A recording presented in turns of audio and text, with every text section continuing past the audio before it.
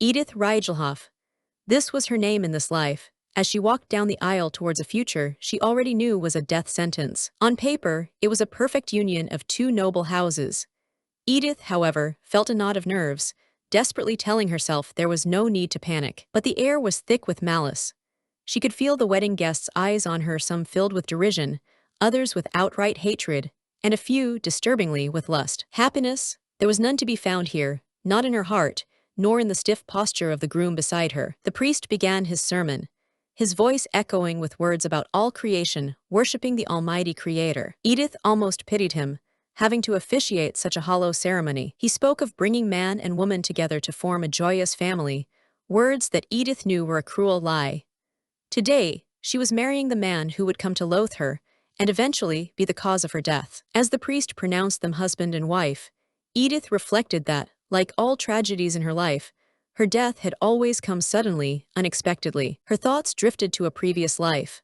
A man, her brother, had cornered her, demanding everything she had. She'd asked, horrified, if he'd been gambling again. He just snarled, reminding her that she owed him her life. She'd cried out that his claim was from ages ago, that he had no idea how much money she'd already poured into his black hole of debt. He just scoffed at ages ago. Could he even pay her back? Her desperate question was met with his rising fury, his voice a venomous hiss. Then the stairs. That's right, the stairs. And on the other side of that fall, the tragic end to a tragic day. Now she blinked, touching an unfamiliar face in a mirror. A stranger stared back. Who was this person? A horrifying thought struck her.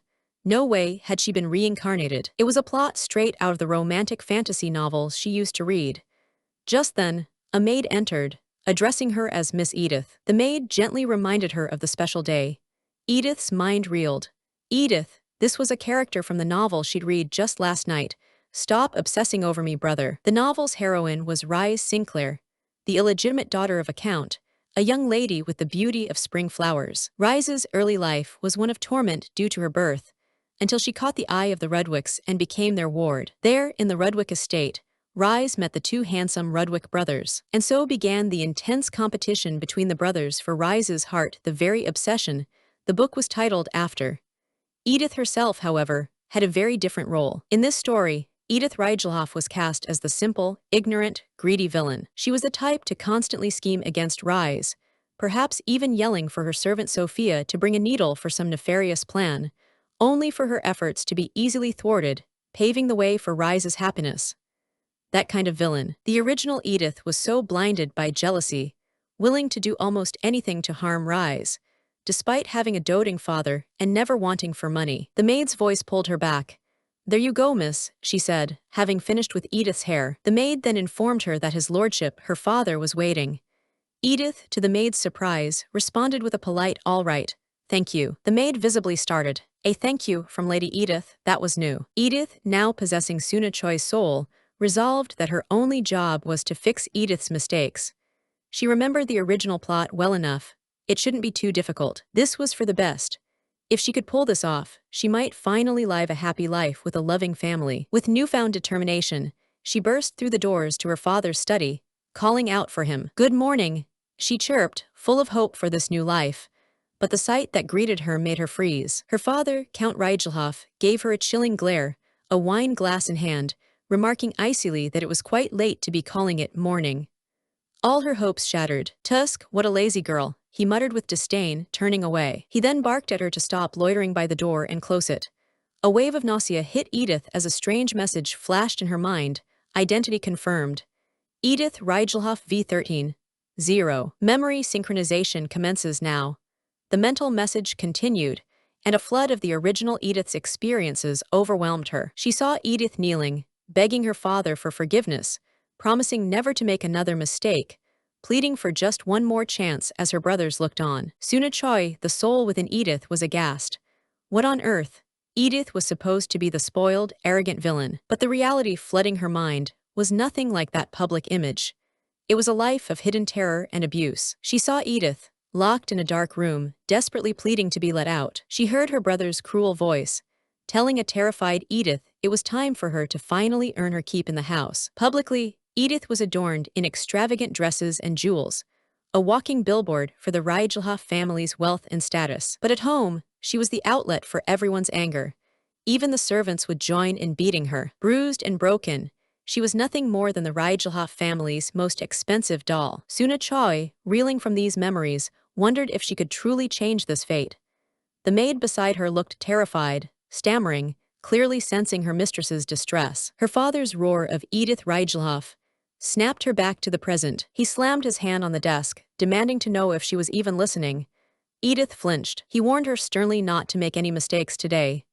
The Rudwicks, he hissed, were just looking for an excuse to bring him down. Then came the instructions. She was not to forget her part in the negotiation. She must ask to bring 3 maids with her. They were needed for the next stage of his plan. Yes, father, Edith murmured, defeated. In this life and the last, why was she always stuck with such terrible families? She quickly reviewed what she knew. Duke Rudwick and Count Rigelhof had been rivals since childhood. Initially, both families were equally powerful. But Count Rudwick became a decorated war hero and was promoted to a duke. Count Rigelhof, however, festered with resentment, believing the title of duke had been stolen from him. That was why he was trying to marry Edith into the Rudwick family, as a spy to uncover information that could bring them down. Edith steeled herself. No crying. She was okay. She could do this, seize this opportunity, and make it hers. After all, she had plenty of experience fending for herself in challenging environments from her past life. She was sure she could find a way to survive, as long as she didn't repeat the original Edith's mistakes. Every villain in romantic fantasy novels faced tribulations at the beginning. She just needed to ensure she didn't do what the original Edith did. With that thought, she stepped out of the carriage. Arriving at the Rudwick Manor, Count Rigelhof sneered at its extravagance. Her brother chimed in, remarking that it was all hollow on the inside. Typical. A butler greeted them formally at the entrance.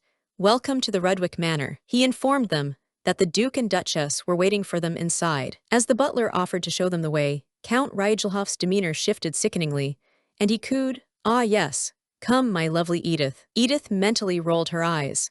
That was a quick 180, even for him. "Yes, father," she replied brightly, hiding her thoughts. She could handle this family for another week. More importantly, she needed to find her place in the Rudwick estate, the main stage of the novel. In the grand dining hall, the butler announced their arrival.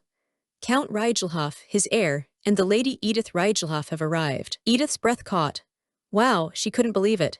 She'd only ever imagined these main characters, and now she was meeting them in real life. Duchess Jocelyn Rudwick greeted them warmly, hoping their journey was comfortable, and mentioning dinner would be ready soon.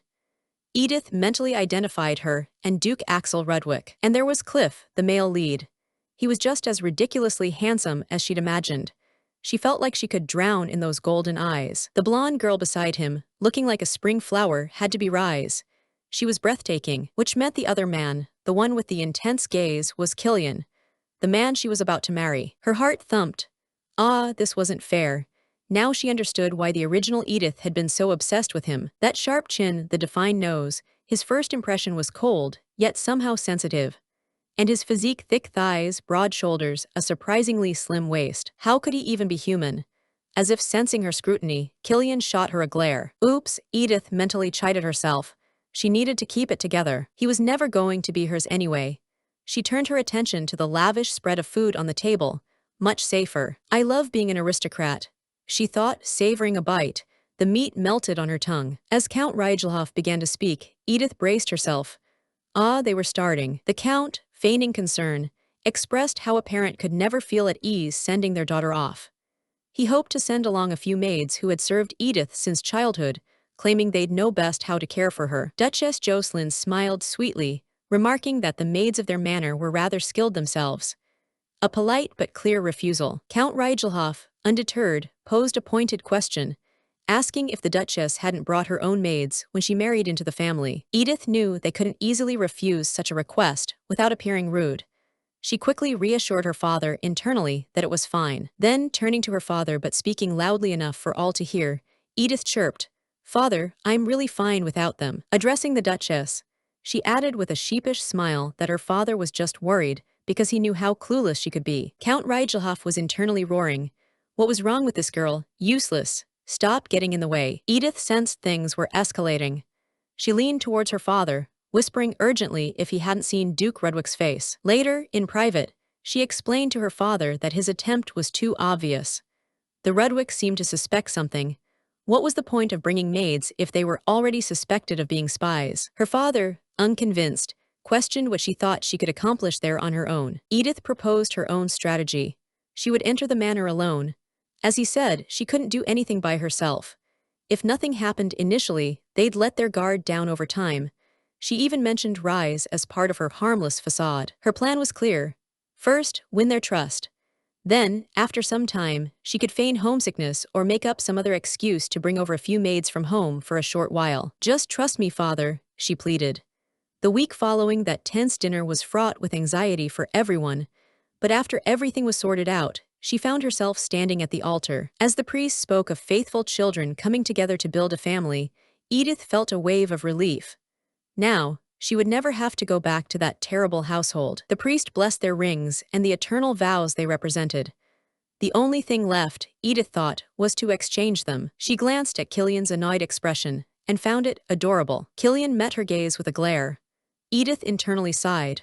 All right, Killian," she knew what he was thinking. "Let's just get this over with, shall we?" she thought, as the pillow with the rings was presented. As Killian reached for his ring, he fumbled, and it slipped from his grasp. "He doesn't even want to brush hands with me," Edith mused, a bitter smile playing on her lips. How childish, she thought, gracefully stooping to pick up the fallen ring. Before he could react, Edith took Killian's hand and slid the ring onto his finger herself. He looked momentarily stunned, then annoyed. "HMPH. This doesn't change anything," she told herself. "It's not like I wanted your attention anyway." Just then, Rise, ever the innocent, patted them both gently, offering a sweet "good job, you two." A life free from abusive fathers or brothers. A life of prosperity, rest, and hobbies. That's all Edith hoped for in this reincarnation. Later, in her room, Edith sighed in relief as she shed the restrictive wedding dress. "I'm finally free from that dress. I can breathe again." The wedding dress had been cut so low she'd worried about a mishap, and her heels were tortuously high. Edith and her original tastes would be the death of her. Suna Chwe grumbled internally with a yawn. A knock on the door interrupted her thoughts. "Yes, come in," she called, brushing her hair. A maid hesitantly poked her head in, asking for Lady Edith. "Oh, Miss Rise," Edith said, recognizing the heroine. "What do you need?" Rise entered, explaining shyly that she just wanted to tell her something. "Oh, right." Edith remembered a similar scene from the novel happening right after the wedding. In the book, Rise came to apologize for Killian's rudeness. But Rise's apology only fanned the flames of the original Edith's humiliation, who then took her anger out on Rise instead of the frigid Killian. The original Edith had roared about Rise daring to wear a white dress to her wedding, declaring herself Killian's wife now. To be fair, Edith Suna didn't blame the original for being furious. Who wears white to another woman's wedding? But she wasn't the original Edith. She had no reason to get angry at the protagonist. Rise began, wanting to apologize for Killian's behavior earlier, hoping Edith wouldn't think too badly of him. She explained he might look cold, but he was actually a kind and caring person beneath that hard outer shell. Edith's heart melted. There was no way she could hate such a cute little girl. With her flowing blonde locks that sparkled like sunshine and azure blue eyes that twinkled like a lake at dawn, Rise wasn't just beautiful on the outside. Her heart was pure and kind. If she wanted to survive in a romantic fantasy plot like this one, Edith knew she'd better befriend Rise now. "Don't worry, Miss Rise," Edith said warmly. "I understand." Edith elaborated that Killian might be unhappy about being forced into an arranged marriage for their family's sake, but she didn't plan on holding that against him. Rise looked at her, deeply moved. "Lady Edith," she whispered. Edith mentally congratulated herself. If she could get on Rise's good side, her chances of survival in Rudwick's manor would skyrocket. Rise beamed, exclaiming that Lady Edith was such a mature and understanding person. Edith, playing along, gushed that she couldn't compare to Rise's kindness and complimented Rise's dress, saying she looked great, or perhaps the dress looked good because Rise was wearing it. Rise blushed, stammering that Edith was too kind. Just then a knock. A maid entered with towels. Edith, feigning surprise, said, "Oh my, I've kept you too long." Rise, flustered, apologized, saying Killian would be there soon and Edith must be tired. "Haha, thank you, Miss Rise." Edith smiled, waving. "You're so adorable I could just eat you up. Have a good night and see you tomorrow." As Rise left, Edith let a strap of her nightgown slip. "I guess that's the end of the wedding episode," she murmured, feeling the tension drain away. Now finally some alone time. She plopped down, ready to relax. Ah, this is exactly what I needed. Edith sighed, sinking into a luxurious, rose-petal-strewn bath. Being a duchess-to-be meant maids would prepare baths for her from now on. So what if there was no internet? It was a small trade-off for not working and no household chores. She'd never have to worry about bills, annoying coworkers, or her gambling addict brother again. I'm going to fill my days with opera, picnics, tea parties, and balls. She sang to herself, tra-la-ling in delight. Suddenly, a deep voice jolted her. You're bathing without your groom. Killian stood there, his expression disdainful. What a heartless bride, he sneered. Killian, Edith gasped, clutching herself. According to the book, Killian shouldn't have been in the bridal suite tonight. Killian raised an eyebrow. Why was she so surprised? Who else, he drawled, would come into the bridal suite other than the bridegroom? Edith stammered. Oh, I just didn't think that you wanted to come tonight. How very astute of you, Killian replied dryly, stepping closer. Edith retorted that he wasn't exactly hiding it. He didn't even let her put the ring on his finger during the wedding. If she hadn't picked up on that, Killian leaned over the tub, his face close. What did you expect then? He whispered. Did you expect me to fawn over you like a lovesick fool? Ridiculous, he scoffed. Edith fumed internally. He was the one in the wrong here, but why did he have to be so handsome, even when being a jerk? He was making her madder, and honestly, she didn't have the energy to argue. I'm just telling it as I saw it, she said calmly. I noticed that you didn't want to touch me, she continued, so I didn't expect you to come here tonight. So, will you sleep here tonight? Killian actually flinched at the question. He remained silent, then abruptly turned and left. Edith stared after him, completely bewildered. What was that about? Elsewhere, Rise found Killian brooding. Killian, she asked softly, weren't you going to Lady Edith's room? Killian sighed. He did go, he told her, but implied that Edith wasn't looking forward to tonight either. Rise looked confused, asking what he meant. He claimed Edith was dozing off in the bathtub by herself. Rise was puzzled. What? But I just saw her. Killian gently patted Rise's head. Rise, he said softly, you always see the very best in everybody. He then warned her about Count Rigelhof, saying she couldn't trust the words that came out of a Rigelhof's mouth, never knowing if they were complimenting or mocking. Rise's eyes widened. Ah, so then, was what Lady Edith said to me also. Killian's eyes narrowed. What did that woman say to you? Rise explained that Lady Edith had complimented her dress earlier. Now, she wondered if she shouldn't have taken her words at face value. Killian immediately jumped to a negative conclusion, asking if Edith had made a snide remark about a dress Rise didn't even choose herself. He scoffed internally at the idea of Rise feeling bad for Edith. She felt terrible. HMPH. Just look at her own wedding dress. He fumed silently that Edith had no right to complain about Rise's dress when her own wedding dress was so over the top and ridiculously ostentatious. Yes, it was. Vulgar. Rise gasped, shocked at his harshness. Vulgar, she's your wife, Killian, how could you say such a thing? Killian turned to the window, a melancholic look on his face. Is that all you have to say to me? He asked Rise quietly, as if disappointed. Rise, flustered, began Killian. He cut her off, his voice filled with pain. Rise, don't you know how I felt walking down the aisle today? Just then Cliff appeared. There you are, Killian. Rise, you two. What are you two doing here at this late hour? Oh, Cliff. Rise greeted him with a bright smile, while Killian remained shadowed and silent. The next morning, Edith woke up surprisingly early. Wow, she couldn't believe it, especially after that ordeal yesterday. She stretched, feeling a delightful sense of well-being. So this is what it's like to be, or at least healthy. She'd never been this healthy in her past life. All right, she had to look on the bright side. She had this healthy body, after all. Perhaps she could win over the Duke and Duchess. Even if Killian was completely focused on the protagonist, her in-laws might be different. The Redwicks were generous enough to take Rise in as a ward.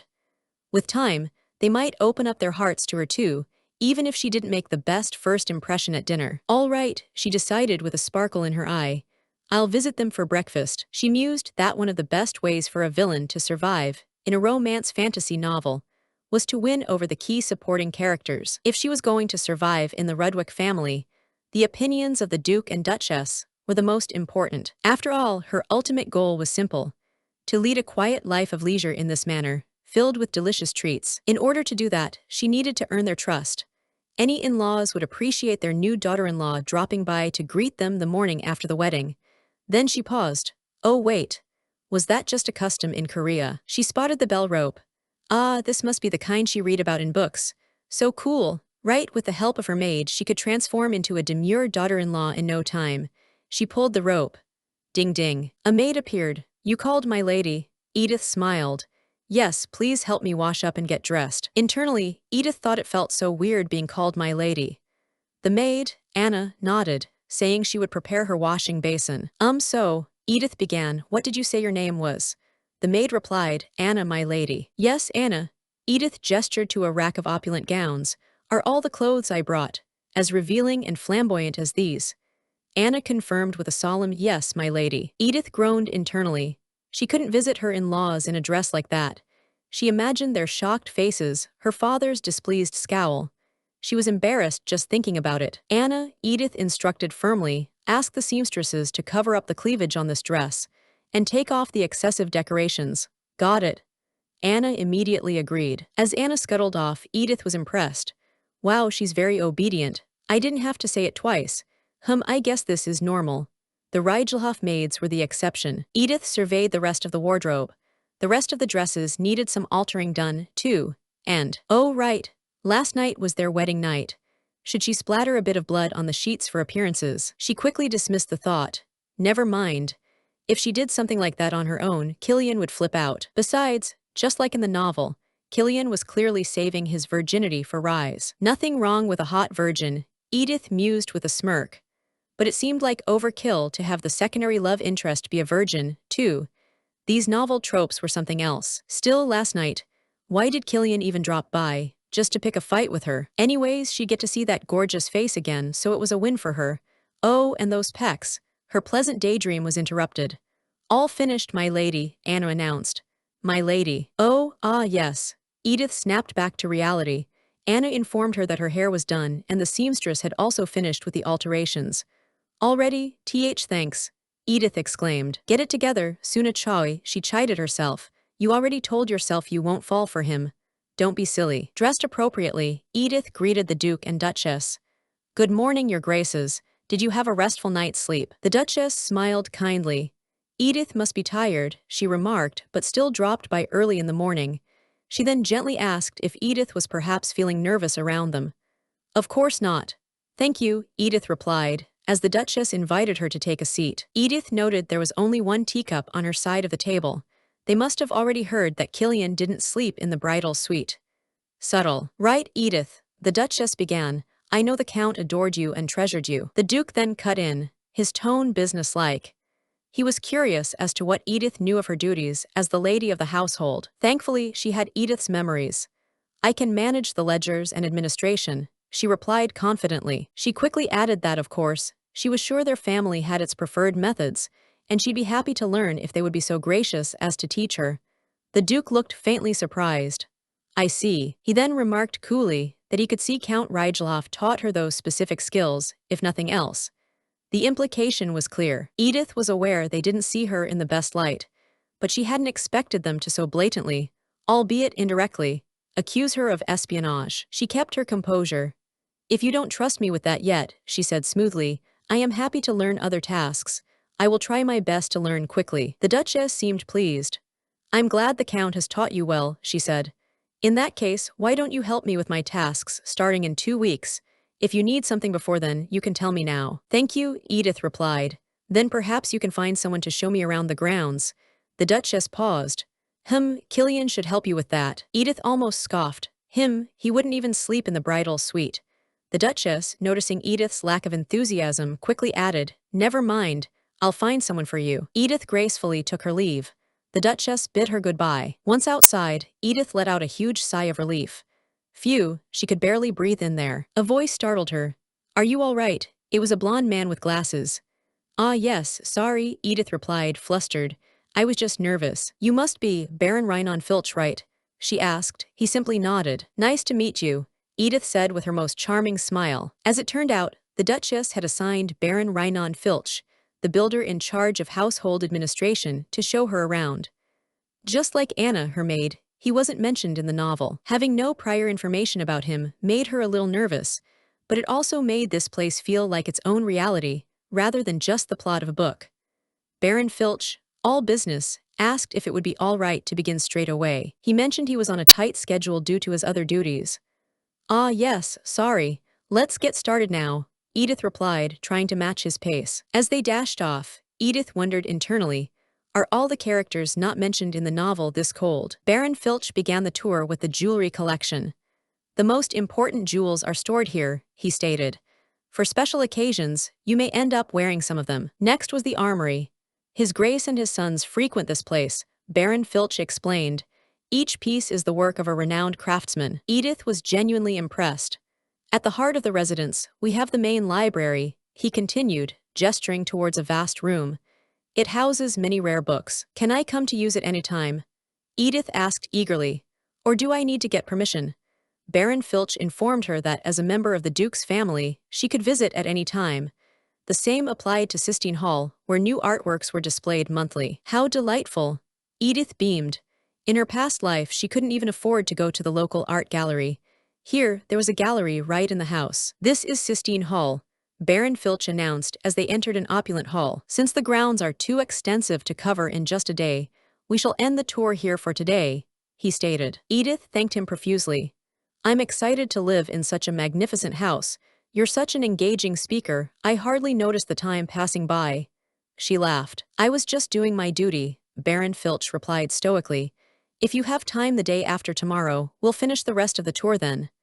Edith readily agreed. As they walked back, Baron Filch paused. Oh, I suppose I should tell you about this place on our way back. We are at the Grand Gazebo. Edith looked puzzled. The Grand Gazebo. Yes, he affirmed. It's the perfect place to see the grounds. When we have guests over, we invite them here. The Duke and Duchess enjoy spending time here as. His voice trailed off as he gestured, and Edith followed his gaze. Baron Filch stammered, Why, young Master Killian? Edith, initially wowed by the picturesque view from the gazebo, suddenly saw them, Killian, Cliff, and Rise, having tea together. Whoa, why would the young master be there on a day like today? Baron Filch muttered, clearly flustered. Edith, however, felt a strange calm. Oh, I guess it's normal to be thrown off guard. To see a newlywed groom having tea with another woman the morning after the wedding. She briefly wondered what the original Edith did in the novel in this situation. Then she shrugged internally. She didn't really care. She was more interested in enjoying the lavish facilities in this manner. Turning back to the Baron, Edith smiled serenely. The gazebo truly is beautiful. The grounds must be even more stunning in spring. Her hair fluttered in the breeze. They are, Baron Filch agreed nervously, clearly unsettled by her lack of reaction. I can see myself coming here often too, Edith mused, then turned to leave. Shall we head back, Rhinon? You said you were busy. Later, Duke Axel sat at his desk, pen in hand. So, how did she react? He asked Baron Filch. She was cooperative, Rhinon reported. She seemed to have grasped the layout quickly. She especially liked the gallery in Sistine Hall. Anything out of the ordinary? The Duke pressed. Not at all, Rhinon replied. Unlike the rumors, she gave off an air of dignity. Oh, something to note. Rhinon continued. On our way back, we passed by the gazebo, and we came across Miss Rise and the two young masters having tea. The Duke's quill snapped in two. What? He bit out, his eyes flashing. He sighed heavily.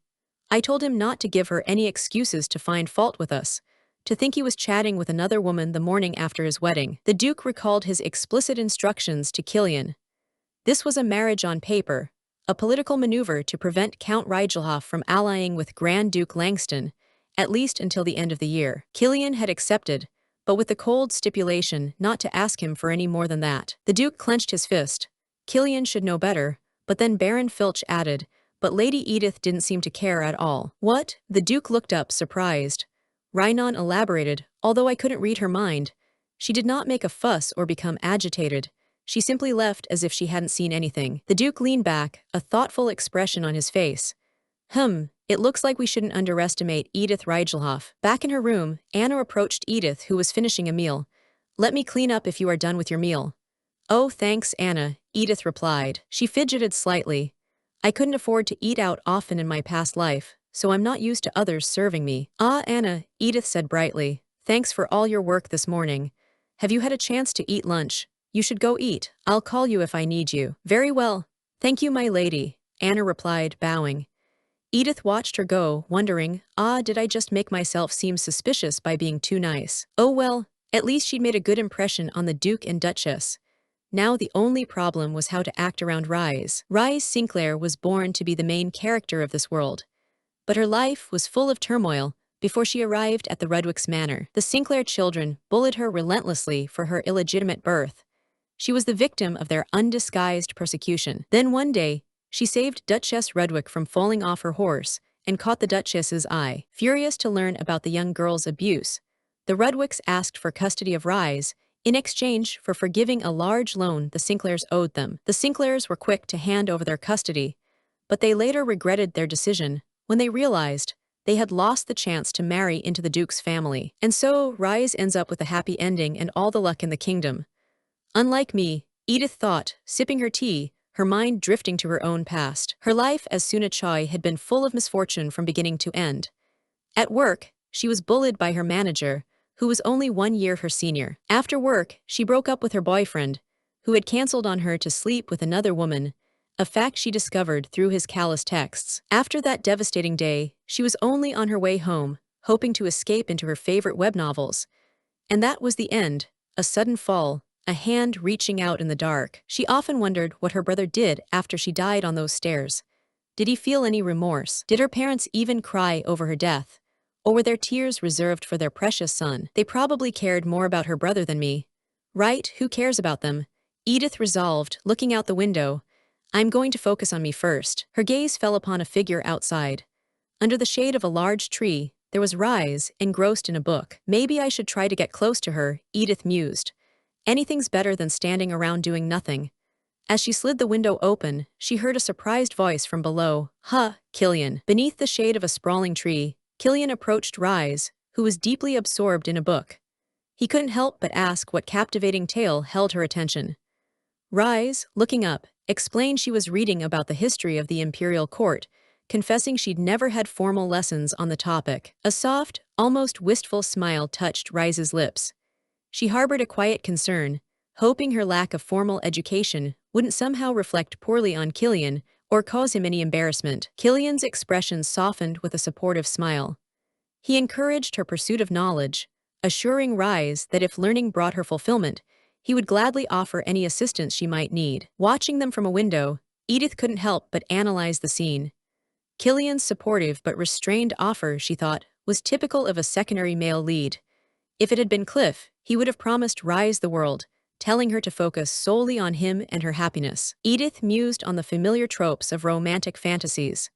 Despite preferring Killian's sincere offer, she believed Cliff, the main love interest, was destined to win. Deciding it was too late to join them and not wanting to eavesdrop, she resolved to leave. Just as Edith turned to leave, a voice called out, making her pause. It was Cliff, wondering why Killian was there alone and inquiring about Edith's whereabouts. Edith, slightly veiled by the curtain, overheard Cliff's question. Killian, addressing Rise, gently suggested she didn't need to be overly concerned about Edith, perhaps sensing her unease at Cliff's arrival. Killian further explained to Rise that they were merely keeping Edith at the estate for a short while. With a smooth swish, Edith fully revealed herself, stepping out from behind the curtain. Edith felt a chill as she fully registered Killian's words. So that was his perception of her, someone merely being kept. Elsewhere, Layla Sinclair was in a state of utter disbelief and rage. She frantically questioned what was wrong with Cliff, her voice laced with hysteria, demanding to know why it had to be her asterisk. Layla's fury intensified as she clutched her head, her eyes wide with outrage. Of all the women in the world, she shrieked internally, why did Cliff choose that asterisk woman, Edith Rigelhof? A maid, likely accustomed to Layla's outbursts, calmly inquired about the cause of her distress this time. Layla, incredulous, shot back, demanding if the maid truly didn't know. Demian Sinclair, Layla's older brother, leaned casually against a doorframe, a smirk playing on his lips. He nonchalantly acknowledged the news. Edith Rigelhof had married Killian Rudwick. Oh, that, he seemed to imply, as if it were trivial. Layla, far from placated, turned her fury on Demian. She couldn't comprehend why it had to be Edith Rigelhof. Demian, with a teasing glint in his eye, mused aloud that perhaps the Rudwicks had a penchant for collecting unremarkable women. Layla, incensed by her brother's mockery, demanded if he found her distress amusing.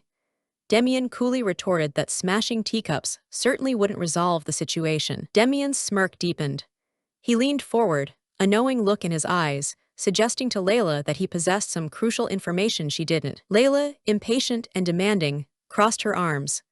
She urged Demian to stop stringing her along and get straight to the point, wanting to know the secret he was withholding. Demian picked up a teacup, his movements unhurried.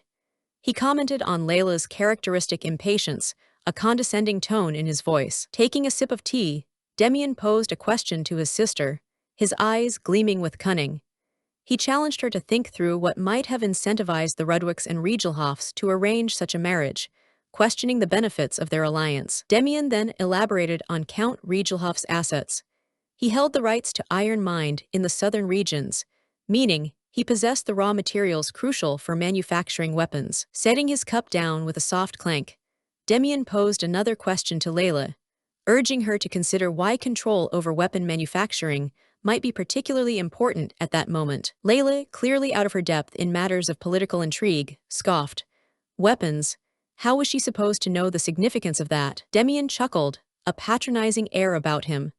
He condescendingly addressed his dear sister, implying her ignorance, but then suggesting she must surely be aware of the current political landscape. He then painted a picture of the political arena. Two main powers vying for control: Grand Duke Langston, hungry for the throne, and the young emperor with his supporters. Demian explained the strategic implications. Giving Grand Duke Langston the power to produce weaponry was too risky. Duke Rudwick, a key supporter of the young emperor, needed to prevent Count Rigelhof from allying with Langston. This marriage was the linchpin. Layla's eyes widened in frustration. This explanation was hardly good news for her. She accused Demian of teasing her, reminding him he'd promised to explain why they needed to marry, implying there was more to it than just politics. Demian, with a sly smile, acknowledged that was the common understanding. But he added, leaning in conspiratorially, this was where things became truly interesting for Layla. He then posed a tantalizing question, a finger to his lips. Was Count Rigelhof truly on a leash, controlled by this marriage? Or was there another layer to the scheme? The scene shifted to a flashback, Count Rigelhof roaring at Edith. He berated her, demanding if she could do anything properly, his hand raised as if to strike. Edith cowered, covering her face. Edith, trembling, apologized profusely to her father, promising she wouldn't make any more mistakes. The Count, unimpressed, merely grunted that she had better not. The Count's tirade continued, his voice a disembodied threat. He warned Edith that if she failed to extract information from Count Everton's son, she would be denied dinner for the next week. Returning to the present, Demian watched Count Rigelhof interacting with someone. He mused that Edith Rigelhof was never the cold, cunning villainess she pretended to be. This was a critical piece of information. Layla listened, a flicker of disbelief crossing her face. No way, she thought, struggling to reconcile Demian's words with Edith's notorious reputation. Demian affirmed his statement with a confident smile. He might find it hard to believe, he told Layla, but he had witnessed Edith's true nature with his own eyes. A predatory glint appeared in Demian's eyes. He savored the thought of the unfolding drama, expressing his anticipation to see how everything would play out. Demian internally strategized. Once the perfect moment arrived to reveal the truth about Edith, he could bring about the downfall of the Rigelhofs. Weeks later, Reinhard, the Ludwig family's steward, was concluding a tour of the manor with Edith. He gestured towards the grounds, explaining that this was another way to the gazebo. Edith remarked that it had taken an entire week to see the whole estate, even in pieces. Reinhard, adjusting his glasses, pondered aloud what Edith would do with her free time now that the introductory tour was complete. Edith, with a newfound sense of purpose, assured Reinhard he needn't worry about her being idle. Her eyes lit up with genuine excitement. Reinhard informed her that the Duchess had said she would give Edith tasks starting today. Edith exclaimed with delight at the news. Edith practically bounced with eagerness, a cute, chibi-fied version of herself momentarily appearing. She confessed to Reinhard that she had been getting incredibly bored and antsy with nothing to do all day. Edith, ready to get started, asked Reinhard for directions to the Duchess's office, confirming if it was down the hall, the third door on the left. Turning to leave, Edith thanked Reinhard with a bright smile. She proudly stated that she considered herself a pretty good student, having memorized the mansion's layout, and cheekily asked if he didn't agree. Reinhard, ever the stoic steward, pushed his glasses up. He dryly commented that it would be stranger to forget after a week of repetition. Edith simply acknowledged his point. As Edith approached the office, Rise Sinclair, already present and seated, greeted her warmly, welcoming Lady Edith. Edith beamed at Rise, her greeting enthusiastic and friendly. Edith clasped her hands, expressing her delight at the prospect of working with Rise. She mentioned it was her first time undertaking such tasks, and she hoped to learn a great deal from her. Rise blushed charmingly, modestly stating that she merely helped her grace here and there. Edith internally found Rise's blushing incredibly cute. The Duchess entered, observing the two young women with a pleased smile. She remarked that they looked like they had grown close already. Edith, flustered, realized she should have greeted her mother-in-law first. The Duchess, with a warm and reassuring smile, told Edith not to worry. She then turned to Rise, asking her to explain the documents she had been organizing. Rise readily agreed. As Rise began her explanation, the Duchess glanced towards the door, mentioning that they should be there any minute. Edith, curious, asked if she was waiting for someone. Rise, with a slightly surprised expression, realized Edith wouldn't have known about the upcoming visitors. Rise then informed Edith that her grace had called for the seamstresses. Edith processed the word seamstresses, a jolt of recognition hitting her. Edith's eyes widened. This was it. A major plot point from the novel was unfolding right before her eyes, and Rise was at the center of it. A servant announced the arrival of the seamstresses from Rueil dressmakers, stating they were in the drawing room. The Duchess, pleased, confirmed this and suggested they wrap up their current work and head over. Edith, still trying to recall the specifics from the novel, agreed with her mother-in-law. She silently hoped she would remember the details once she saw the dress designs. In the drawing room, the Duchess flipped through a design book, sighing thoughtfully. She mused that as she grew older, she found herself consistently choosing the same styles. Suddenly, it clicked for Edith. She remembered this scene from the novel vividly. The Duchess, with a gentle smile, had an idea. She turned to Edith and Rise, suggesting that the two of them pick something out for her instead. Edith internally groaned. A pop quiz. She felt the outcome was already predetermined. The Duchess would either prefer Rise's pick or choose both but shower more compliments on Rise's selection. Edith glanced at Rise, who calmly asked if that would be all right. The weight of the novel's plot pressed down on Edith. Edith tried to calm her racing thoughts. It wasn't that complicated, she told herself, even as she gulped nervously. The outcome, Edith knew, was already decided. Rise, besides being the story's beloved protagonist, had spent 5 years learning the Duchess's tastes. In comparison, Edith felt hopelessly outmatched. Edith lamented her predicament internally, tears welling comically in her eyes. She'd only ever seen dresses like these in web novel illustrations. How could she possibly compete? The seamstress, Madame Rueil, looked on. Rise, ever composed and thoughtful, quickly made her selection. She presented a design, asking how the Duchess liked it. Edith was stunned Rise had picked one already. Rise pointed to a blue silk dress on page 11 of the catalogue. She confidently stated that the Duchess would look elegant in it. Madame Rueil, the head seamstress, praised Rise's excellent choice. She explained that it was their latest design, crafted from the finest silk, the same quality used by the palace. The Duchess listened intently. Edith watched, a sense of resignation washing over her. Rise had, as expected, picked the perfect answer. Madame Rueil continued to elaborate, noting that while the Duchess's fair skin would complement any color, the blue silk would beautifully bring out her amber eyes. Edith, however, had her own thoughts on what she would have chosen. The Duchess then turned her attention to Edith, asking if anything had caught her eye. Edith, thinking quickly, acknowledged that Rise had made an excellent choice, making it hard to suggest anything else. However, she then proposed a different dress, suggesting it as a way for the Duchess to try something new. Edith continued, presenting her choice with a smile. She suggested that if the Duchess ever wanted to change up her wardrobe, a dress like the one she was indicating might do the job perfectly. Madame Rueil, looking at Edith's selection, exclaimed that she had impeccable taste. She noted that few women could appreciate the unique color combination of that particular dress. Edith internally acknowledged that from her modern perspective, the design looked perfect for the elegant Duchess. However, she still felt a knot of anxiety, swallowing hard. The Duchess examined Edith's choice, admitting the dress was beautiful, but perhaps a little ostentatious for her personal tastes. Edith correctly guessed that the Duchess found it a bit intimidating. Edith, feigning disappointment with a comical pout, lamented what a shame it was, adding that only mature ladies like the Duchess could truly pull off such flashy outfits. Internally, she reminded herself she wasn't trying to win. beating the main character would only backfire. Edith then smoothly flattered her mother-in-law, insisting that the Duchess's beauty and elegance would bring the dress to life. The Duchess chuckled, admitting Edith was making her blush, and decided to trust her judgment. With 2 dresses selected for the Duchess, she then turned to Rise, suggesting they choose a dress for her now.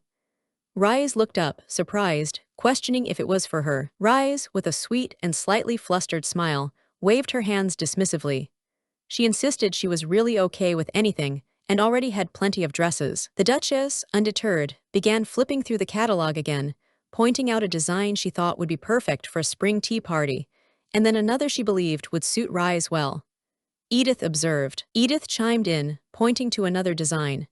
She remarked that not many ladies could pull off that particular shade of pink, but Rise, with her flawless skin and rosy cheeks, would match it perfectly. The Duchess, looking pleased, agreed with Edith, acknowledging her good eye for these things. She then asked Edith for her opinion on a white dress with an empire waist for Rise. Rise, meanwhile, silently hoped it would all be over soon. Madame Rueil offered her professional opinion. While Rise would look good in the white empire waist dress, it might make her look too young. She suggested a different simple white robe, to which the Duchess agreed, noting an aquamarine brooch could add a splash of color. Madame Rueil, satisfied, clapped her hands, concluding that 5 dresses for Rise would suffice for now. Edith complimented her mother-in-law on her excellent choices. The Duchess suddenly remembered something, tapping her head as if chiding herself. She told Edith she also needed to choose a design for herself. Edith politely declined, saying she didn't need new dresses, but then inquired if Madame Rueil also did alterations. Madame Rueil, slightly surprised by the question, confirmed that of course they did alterations. She asked what exactly Edith needed altered. Edith felt a wave of relief. Edith explained she had several dresses that needed altering and called for her maid, Anna, to bring them. Edith's internal monologue revealed her strategy. The best way to survive reincarnation in a fantasy novel was to change how everyone perceived her. She requested some jewels be removed from a dress and the neckline raised, finding it currently too revealing for her comfort. Madame Rueil chuckled, observing that Lady Edith's tastes must have changed a lot. Edith, smiling, simply agreed that one could say that. The Duchess and Rise watched as Edith discussed the alterations, specifying how high she wanted the neckline and pointing to another part of the dress needing adjustment. Edith stretched, relieved. Finally, that was resolved.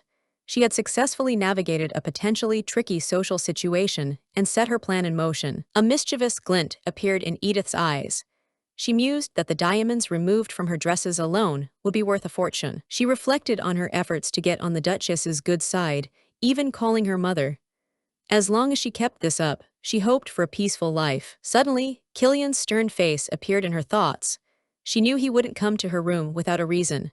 Her brief moment of triumph was tinged with apprehension. As if summoned by her thoughts, Killian appeared. Edith began to ask what brought him there, but he curtly instructed her to follow him. As they walked, Killian informed Edith that Rise had invited her to tea. His tone was flat, devoid of warmth. Edith processed this information. An invitation from Rise. She wondered if this event had happened in the original story. Oh well, she'd find out soon enough. She mused that Rise must have asked Killian to fetch her. It was a logical, if slightly awkward, arrangement. Edith couldn't help but admire Killian's physique from behind. His back, his broad shoulders, his slim waist. She found herself unexpectedly attracted. But she quickly reminded herself, just looking, Rise, don't worry. Killian suddenly turned, catching her mid-ogling. Yikes! Edith thought, flustered, wondering if he'd noticed her checking him out. Her embarrassed grin was probably a dead giveaway. Killian, his expression severe, issued a stern warning. Edith immediately stammered an apology, her face flushed. He instructed her to watch what she said in front of Rise. His tone left no room for argument. Killian's eyes were cold as he delivered his ultimatum. Rise was practically family to him, he stated, far more precious than Edith. He demanded to know if she understood. Edith, surprisingly unfazed by the harshness, merely thought, oh, that's all. It seemed she had braced herself for worse. Facing him, Edith commented with a wry smile that he really knew how to hurt a woman. The grand, empty room seemed to amplify the tension between them. Killian questioned her meaning, stating he was human too. His expression was incredulous as he added, with cutting sarcasm, that he thought she was a viper. Edith, with a challenging look, acknowledged his courtesy. She then posed a sharp question. Did he want her to treat Miss Rise with the same level of courtesy he was currently showing her? Killian stepped closer, his demeanor threatening. He accused her of intentionally trying to upset him and manipulate him into appearing as the villain. Edith, however, coolly informed him that unfortunately, she couldn't be influenced so easily. His what? Showed his surprise. Edith's eyes narrowed slightly. Of course, she thought, the fact that he had hurt her feelings was a separate issue, one she wouldn't forget. They arrived at the garden where Rise was waiting. Rise greeted Edith warmly, and Edith thanked her for the invitation, her voice bright despite the preceding encounter. Killian stood by, an impassive observer. Cliff, also present, picked up his teacup and remarked to Edith that she seemed to be adjusting well to her life there. With a smirk, Cliff then commented that Edith and Killian were still newlyweds. He provocatively suggested they should go on a honeymoon, clearly trying to stir the pot and perhaps gauge their reactions. Edith internally scoffed at Cliff's obvious ploy. Did he want to send Killian off with her so he could monopolize Rise's time? She gave him a sidelong glare, then demurely replied that she wasn't sure, as Killian seemed very busy. Edith then cleverly turned the tables on Cliff. She remarked that now winter was over, shouldn't he be heading out on his rounds of their lands? Cliff pondered this, admitting it was true. Cliff, seizing the opportunity, turned to Rise and asked if she would like to accompany him, reminding her that she had previously expressed a desire to travel more. Killian interjected, telling Cliff not to put Rise on the spot.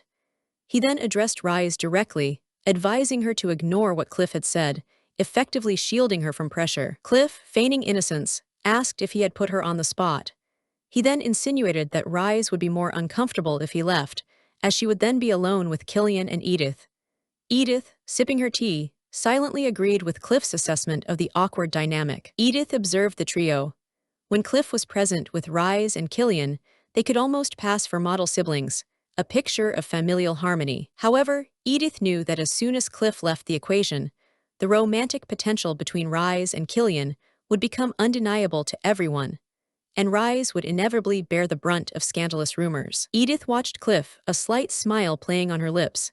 He was cunning, as expected of the main protagonist. His eyes, however, held a calculating glint. Cliff turned his attention to Edith, asking for her opinion. Edith, momentarily lost in thought, blinked and asked him to clarify what he was referring to. Cliff, with a charming smile that didn't quite reach his eyes, elaborated. He wanted her thoughts on the notion of him leaving the manor, pointedly reminding her that once he left, only she, Rise, and Killian would remain. His gaze was intense as he reiterated the situation, emphasizing that Rise would be left in the manor with Killian and Edith. The implication hung heavy in the air. Cliff leaned back, his expression unreadable, and repeated the word alone, letting the significance of it sink in. He was clearly testing Edith. Edith felt a nervous squirm. What an incredibly strange and loaded question. She struggled to maintain her composure. Cliff watched her, a smirk playing on his lips. Edith knew he was toying with her, aware that she wasn't particularly loved by anyone there. Edith let out a delicate sigh, a subtle gesture of her internal annoyance. She mused that no one in this household seemed to possess any manners. She took a sip of her tea, affecting an air of nonchalance. She stated coolly that she didn't care either way whether he stayed or left. Edith then addressed Cliff directly, reminding him that touring the land was part of his duties as the heir. She asserted it wasn't her place to tell him whether or not he should go. Cliff started to protest that wasn't what he meant. Continuing her carefully worded response, Edith then addressed the matter of Rise accompanying him. She stated that, honestly, she thought it seemed a bit presumptuous on his part. Edith elaborated, pointing out that traveling such long distances by carriage was exhausting. Furthermore, Rise wasn't his wife. Wasn't it, she suggested with a hint of challenge, a bit unreasonable to request her company? Rise, who had been listening quietly, suddenly spoke up, her voice soft but clear. She asked Cliff if he needed to leave immediately, her expression concerned. A subtle, almost imperceptible shift occurred in her demeanor. Edith caught the fleeting change in Rise. What was that, she wondered. Perhaps she had seen wrong, misinterpreting the subtle nuance. Taking another sip of tea, Edith concluded internally that Rise was not the person she needed to be wary of. The real threat was far more cunning. Cliff, leaning back with a satisfied smile, remarked that it wasn't a firm plan, just an idea. He then added, his gaze lingering on Edith, that it would appear his new sister-in-law was quite the understanding person. Edith recognized those predatory, golden eyes. This was him, the novel's infuriating male lead, always calculating, always one step ahead. Killian, observing Edith's pointed remarks to Cliff, couldn't help but wonder why she had said those things. Her words had been surprisingly direct and protective of Rise. Edith, catching Cliff's insinuation, responded with a forced laugh. She assured him she tried her best to be understanding, just as she was being at that very moment, her tone laced with subtle sarcasm. Later that evening, Killian found Rise alone on the terrace. He greeted her gently, asking what she was doing out there by herself at such an hour. Rise looked up, a troubled expression on her face. Killian, noticing her unease, asked if something was troubling her. Killian, with a reassuring smile, told Rise it was nothing, trying to ease her worries. He then mentioned he heard she had ordered some new dresses that day, adding that his mother had been excited to dress her in new clothes. Rise admitted she felt bad because his mother had already bought her so many. Killian gently reassured Rise that she had nothing to feel bad about. He explained that his mother had always envied mothers who had daughters. He told Rise that he should be the one thanking her for being such a good daughter to his mother, filling a void she had long felt. Killian elaborated that, after all, his mother's husband and even her sons had all become knights, leaving her in a predominantly male household. A daughter figure like Rise was a joy to her. Rise, looking downcast, confessed she was sure his mother would have been happier buying dresses for Edith, not her. Killian looked at Rise, puzzled by her statement. He asked her what she was talking about, clearly confused by her assumption. His eyes widened slightly in surprise as he corrected Rise's misconception. Edith hadn't bought a single dress that day. Rise whispered, "What?" in disbelief. Killian explained that Edith had only asked for alterations on her existing dresses. She had spent all her time picking out dresses for Rise and for his mother. The image of Edith, known for her extravagance, asking for mere alterations, flashed in his mind. Killian was incredulous. Edith Rigelhof, the woman who supposedly never wore the same dress twice, asking for alterations. This was a stark contrast to her reputation. Killian scoffed, misinterpreting Edith's actions. He concluded that Edith hadn't found the dresses good enough for herself, yet she was happy to order them for Rise and his mother. Rise tried to protest, saying that wasn't Edith's intention at all, but Killian was already convinced of his own narrative. His mind raced, connecting this to past events. Was Edith now showing her disapproval of the dressmakers? He recalled the obscenely revealing dress she wore at their wedding, thinking it must have been a deliberate statement. But then, he remembered, she had suddenly started to dress in demure outfits. He hadn't found her outfit particularly grating today. If she had exposed her skin, he would have noticed immediately. Killian's disdain for Edith resurfaced with venom. He internally branded her an indecent, promiscuous woman, declaring he couldn't stand the sight of her. The memory of her wedding dress and subsequent change in attire only fueled his distrust. Edith's earlier words echoed in his mind, "You really know how to hurt a woman." He was indeed hurting someone, but his perception was skewed, his anger misdirected. Rise, sensing his renewed animosity, gently asked Killian if he still hated Edith that much. Killian's response was immediate and harsh. "She's a snake." He elaborated, his voice cold, that Edith might be laying low in the grass for the moment, but she would bare her fangs as soon as they let down their guard. Rise could only whisper his name, her concern evident. Killian, lost in his distrust, resolved that he needed to find another dressmaker, one that would suit Edith's particular tastes. Clearly still believing her actions were a form of manipulation, he justified his harsh stance internally. He had no choice. It was all for the sake of the Rudwick name, to protect his family from what he perceived as Edith's venomous influence. Back in her room, Anna, Edith's maid, informed her that they were running low on her perfume and lipstick. She asked if she should call for the perfumer and makeup merchant. Edith paused. Makeup, it was true, these things didn't appear out of thin air. She realized with a jolt that, of course, she would have to pay for them with her own money. The thought gave her pause. Pay with her own money. The concept felt surprisingly foreign after years of relying on the Rigelhof fortune, or, in her past life, having very little to spend. Edith had always been worried about her place in this world as Edith Rigelhof, so she had been diligently saving an emergency fund. She recalled thankfully the diamonds from her altered dresses, though she hadn't sold them yet. She sighed. Still, Edith was a noble lady now. She supposed she had no choice but to buy luxury items like perfume and makeup. The irony wasn't lost on her. The girl who used to apply broken lipstick in bathroom stalls was now buying luxury items. A wave of melancholy washed over her. Now that she thought about it, she hadn't needed to be so secretive and frugal back then in her past life. She supposed she had hidden because she didn't want anyone to see that no one truly cared for her, that no one loved her. But this was a new life. She decided she should enjoy its luxuries and try some of this fantasy world's high-end makeup. With renewed determination, Edith instructed Anna to send for the perfumer. Anna promptly agreed. A little while later, the perfumer had presented his wares. Edith, however, was visibly stunned, her smile frozen, asking him to repeat what he had just said. What on earth was this guy saying? The price he quoted was astronomical, leaving Edith utterly flabbergasted. Rewind a few minutes.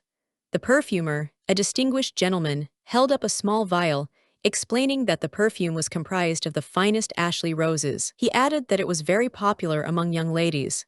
Edith, anticipating a pleasant shopping experience, listened intently, though Anna seemed a bit nervous. The perfumer poetically described the fragrance, a hint of fresh grass, balanced by Ashley roses, with middle notes of wild strawberries and musky base notes of ambergris.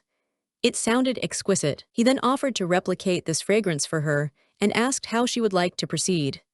Edith, trying to sound casual, inquired about the cost to replicate the scent. The perfumer calmly stated that for a bottle of the same size, it would cost around 90,000 sinas. The word doom echoed in Edith's mind as the reality of the price hit her. 90,000 won for a single bottle of perfume. That was more than twice her monthly grocery budget in her past life.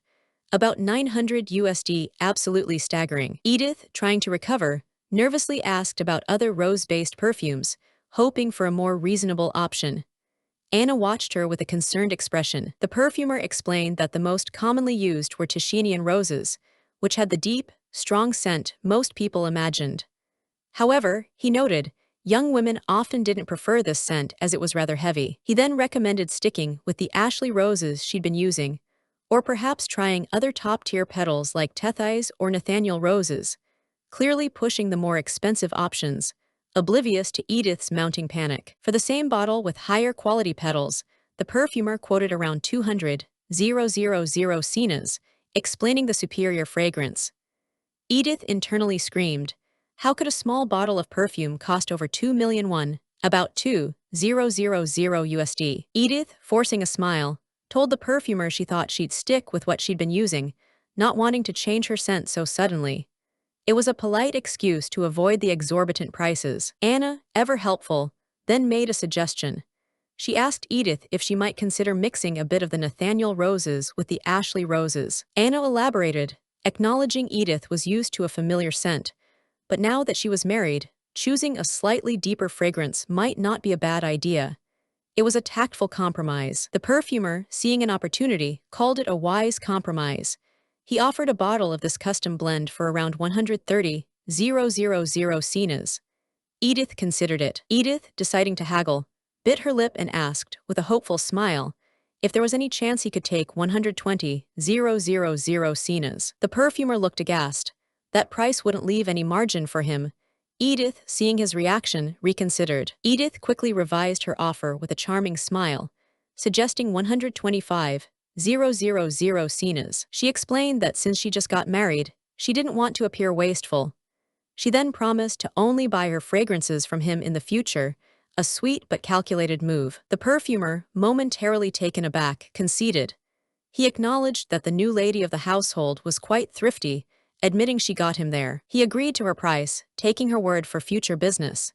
Edith thanked him, relieved the negotiation was over. After the perfumer left, Edith sighed, lamenting the ridiculous cost of living in this world. Anna offered to organize the new cosmetics Edith had bought. All she had bought was a single bottle of perfume, a lipstick, and a brush, and these three simple items had cost her 5 million won, about 500 USD. Edith clutched her head, sobbing comically. She felt like she was losing all sense of her finances in this new, expensive reality. She sighed again, thinking she couldn't even bring herself to buy the things she really wanted to buy, the things that truly caught her eye. Even though she probably could have spent more, without making a significant dent in her emergency funds. Something held her back. What was wrong with her? She couldn't spend money even when she had it.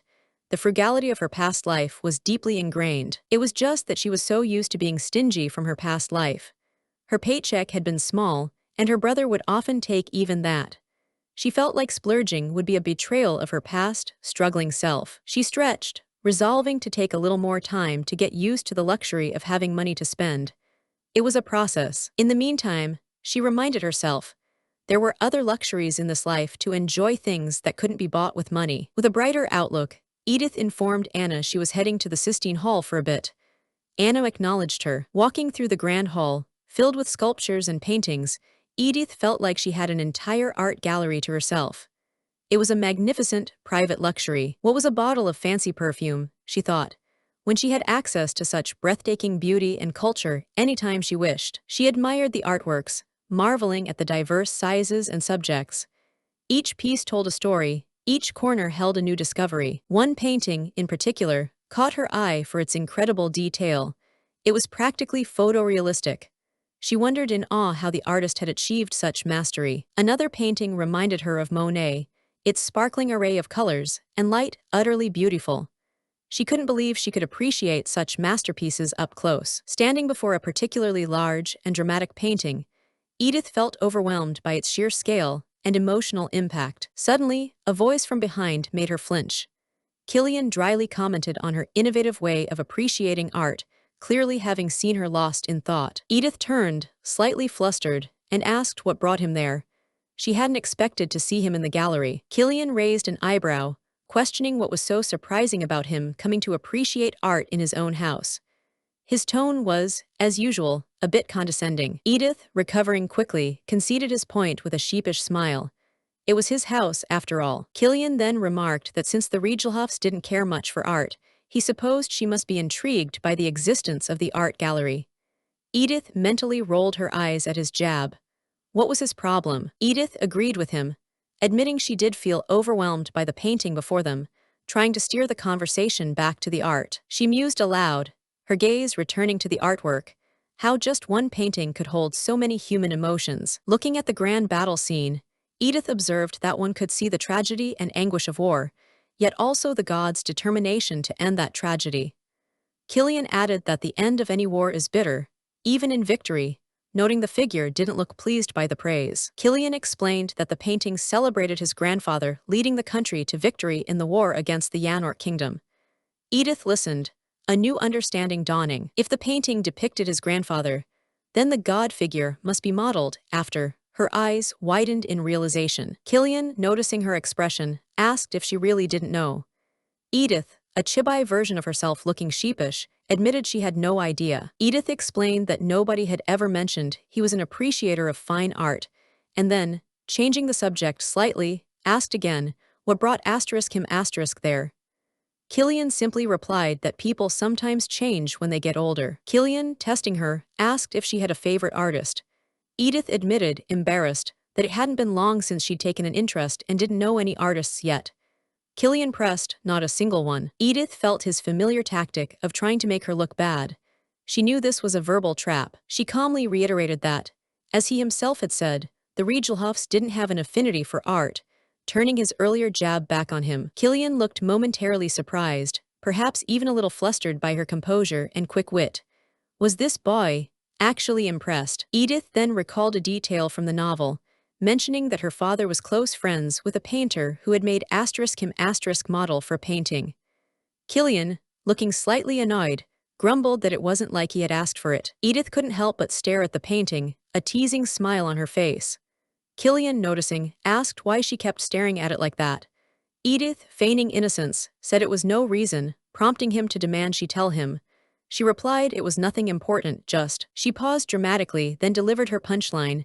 It's a bit small, referring, of course, to the painted representation of his younger self. Killian blushed furiously, sputtering in protest. He vehemently denied that the body in the painting was modeled after him. Edith, thoroughly enjoying his reaction, merely said, "Oh, is that so?" Killian insisted that, of course, the son of a duke would never pose nude for a painter. Killian, still red-faced and flustered, grumbled, Sure, I got it. clearly not believing she did, and started to ask if she was even listening. He huffed in exasperation, declaring it was impossible to discuss art with her, and turned to leave.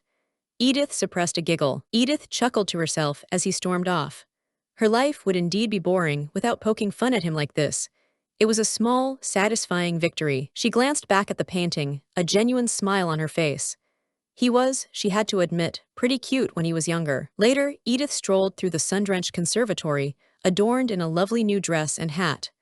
Ah, what a great day, she sighed contentedly. If she could live like this every day, she mused, she wouldn't ask for anything else. The peace and beauty were intoxicating. It had been 2 months since she reincarnated as Edith. She was growing accustomed to the peaceful, low-responsibility life of an aristocrat. The bright sunshine, the pleasant breeze, even the air tasted sweet. If only every day could be like this, she wished, feeling it was even better than she could have imagined. An in-house art gallery at her fingertips, luxury cosmetics she could use whenever she wanted. These were perks she cherished. Gourmet full-course meals every day. The sheer opulence was something she was slowly, but surely, getting used to. Even though some people, like Killian, still didn't think highly of her, Anna, with whom she spent the most time, was always courteous and kind. And not to mention, a secret pleasure she had discovered. Her eyes gleamed with anticipation. She spotted Rhinon in the distance and called out to him, greeting him cheerfully, noting it had been a while since she'd seen him. Rhinon, looking up from his documents, returned the greeting, hoping she had been doing well. He then politely inquired what brought her all the way there. Edith casually replied, she was just on a stroll, explaining her new habit of walking around the garden in the mornings. She thanked him for the earlier tour, mentioning she hadn't had any problems finding her way around and often visited the art gallery. Rhinon acknowledged this was good to hear. Edith continued her cheerful chatter, asking if Rhinon had eaten already and remarking on what a marvelous day it was. Realizing he must be busy, she quickly excused herself, saying she wouldn't bother him any longer and bid him farewell. Rhinon watched her go, a thoughtful expression on his face. He adjusted his glasses, murmuring to himself that he was sure it was nothing, though a slight frown lingered. Edith continued her walk, pleased she had made it to her destination without any problem today. A rustle in the nearby bushes caught her attention. This was it, the true destination for her morning walks. Her eyes lit up as she saw 2 figures sparring in the training grounds, the clang of swords echoing in the air. The training grounds. And there was Killian, shirtless, engaged in a fierce sword fight. The sound of their blades clashing was exhilarating. Edith hid behind a tree, peeking out. As usual, her husband was full of vigor today. She couldn't take her eyes off him. It never got old. That broad chest, those dense muscles. With a powerful wish, Killian executed a swift maneuver. Edith's eyes were glued to his intricate muscles, the ripples on his back. This was definitely a highlight of her day. Edith found herself admitting, despite his annoying tendencies, Killian was certainly easy on the eyes. Definitely more her type than Cliff. Cliff might have the classic hero physique, but Edith mused she preferred Killian's softer, yet still fit, build. Some women just have specific tastes, you know. The sunlit garden was lovely, but Edith realized with a start, she needed to get going or risk being late. She offered a silent, grateful smile for the stimulating morning view she'd accidentally stumbled upon. A fleeting memory of Killian's rare smile crossed her mind. She'd never seen him look like that before. Back at her desk, Edith, formerly Suna Chwe, marveled that in 28 years, she'd never thought she'd fall for someone based purely on looks. Life's full of surprises. But then again, she'd never encountered anyone this handsome in her past life. The distraction was making it impossible to focus on her work. She took a deep breath, trying to concentrate on the documents before her. Focus, Edith, focus. Today's task, organizing the armory's purchase records. Sounds thrilling. This kind of information seemed highly confidential. If they trusted her with this, did it mean she was finally earning their trust? A flicker of hope. Rise appeared, innocently asking Edith what she was doing. Edith, startled, greeted her. Edith explained she was organizing the documents her mother gave her into tables. Rise just looked puzzled. Tables. Edith elaborated that tables were a method to summarize information. Rise's continued confusion sparked a horrifying thought in Edith. Did tables not exist in this world? Though tables had a long history on Earth, perhaps the author of this fantasy world had other plans. Or maybe long-form prose just looked more impressive on paper here. Edith pressed on, trying to convince Rise of the format's efficiency for seeing everything at a glance. Surely Rise was smart enough to see it. Rise, ever so delicately, wondered if such a strange-looking format wouldn't seem odd to others. Just as Edith was internally congratulating herself on being a possible genius ahead of her time, the Duchess arrived, asking if something was wrong. Edith quickly greeted her. Rise explained to the Duchess that Edith had been asking her about something. The Duchess, bless her heart, immediately praised Rise for helping Edith so much. Oh, the irony. Edith felt a wave of déjà vu, the scene reminding her sharply of being a newbie report writer in her past life, always apologizing to her manager. The sudden memory made her feel dizzy, the papers in her hand crumpling slightly. Edith decided to seize the moment, asking the Duchess for her opinion on the table. The Duchess looked intrigued. Edith explained that since the records contained so much information, she was organizing it like this, pointing out columns for weapon types and key information. She continued, highlighting columns for quantity and prices, emphasizing how organizing by columns made everything much easier to understand. Rise listened quietly in the background. A sudden panic seized Edith. Oh wait, by showing off this efficient method, would it inadvertently make Rise look bad? Shoot, she'd forgotten her supposed role as the villain and supporting character. Hastily, she tried to backtrack, stammering that it was thanks to Rise. But the Duchess was already examining the document, impressed. She found it brilliantly organized and easy to read quickly, asking Edith how she'd come up with such an idea. Edith, caught off guard by the genuine praise, could only manage a surprised huh. The Duchess beamed, calling it a brilliant method, and declaring she should start summarizing information this way from now on. Then, the Duchess tasked Edith with organizing all the documents she was in charge of in this new format, so others could learn from her example. Edith's heart soared. With a bright, genuine smile, she eagerly agreed. Later, Killian, holding a letter, approached his mother with a question. He skeptically asked if that woman Edith had truly invented this method of using columns and rows to organize information. The Duchess proudly confirmed it. The Duchess added with a smile that Edith was very clever. Rise, in the background, looked on. Killian conceded that it did seem very efficient. His mind, however, immediately jumped to how she could also use such summarized information to sneak it away.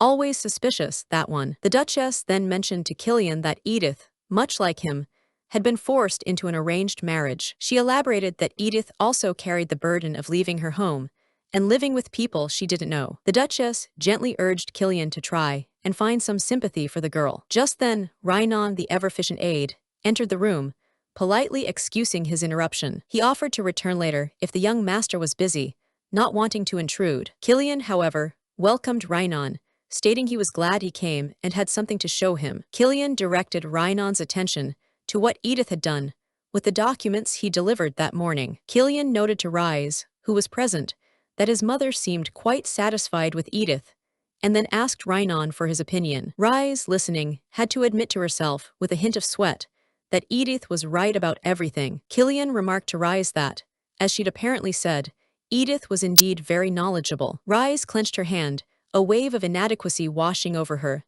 She'd never learned anything from the Sinclairs. Unlike her, Edith was a quick learner. Killian, observing the dynamics, felt a subtle sense that something was off. He mused internally that Rise had been allowed to assist his mother only after 4 years of education within their family. If Edith was clever enough to earn Rise's envy, it meant Edith wasn't just intelligent, but specifically trained for this type of work. The plot thickens, and considering her surprisingly astute understanding of art he'd glimpsed previously, she was definitely not as clueless as her reputation suggested. Edith greeted Killian, who had appeared in her room, with a smile, asking what brought him there so early in the morning. She playfully teased, wondering aloud if he'd come all this way because he missed her. Oh, the audacity. Killian, ever the charmer, flatly denied it. Edith, undeterred, retorted, asking if he was implying she should just state her business and then he'd leave. Killian, with a challenging look, countered by asking if she would actually stick around if he asked her to linger. Edith sighed dramatically. He always had to have the final word. Killian coolly replied that he never learned how to lose. Touché. Edith internally admitted it was hard to stop herself from joking around with him, despite everything. Killian simply affirmed, of course, to her previous statement. A more sensible part of Edith's brains screamed that she should be begging him not to kill her, not engaging in witty banter. She genuinely wondered why he was there so early. Had Count Rigelhof provoked him, Or perhaps he'd caught her snooping on her walks. Or maybe, her thoughts spiraled, Rise had been sulking about yesterday's events, and Killian was here to reprimand her. She instantly regretted whatever she might have done. Deciding to diffuse any potential tension, Edith opted for some light small talk, commenting on the lovely weather. Killian acknowledged the weather, but added that the air was quite cold, it being so early. Suddenly, Killian leaned in, startling Edith.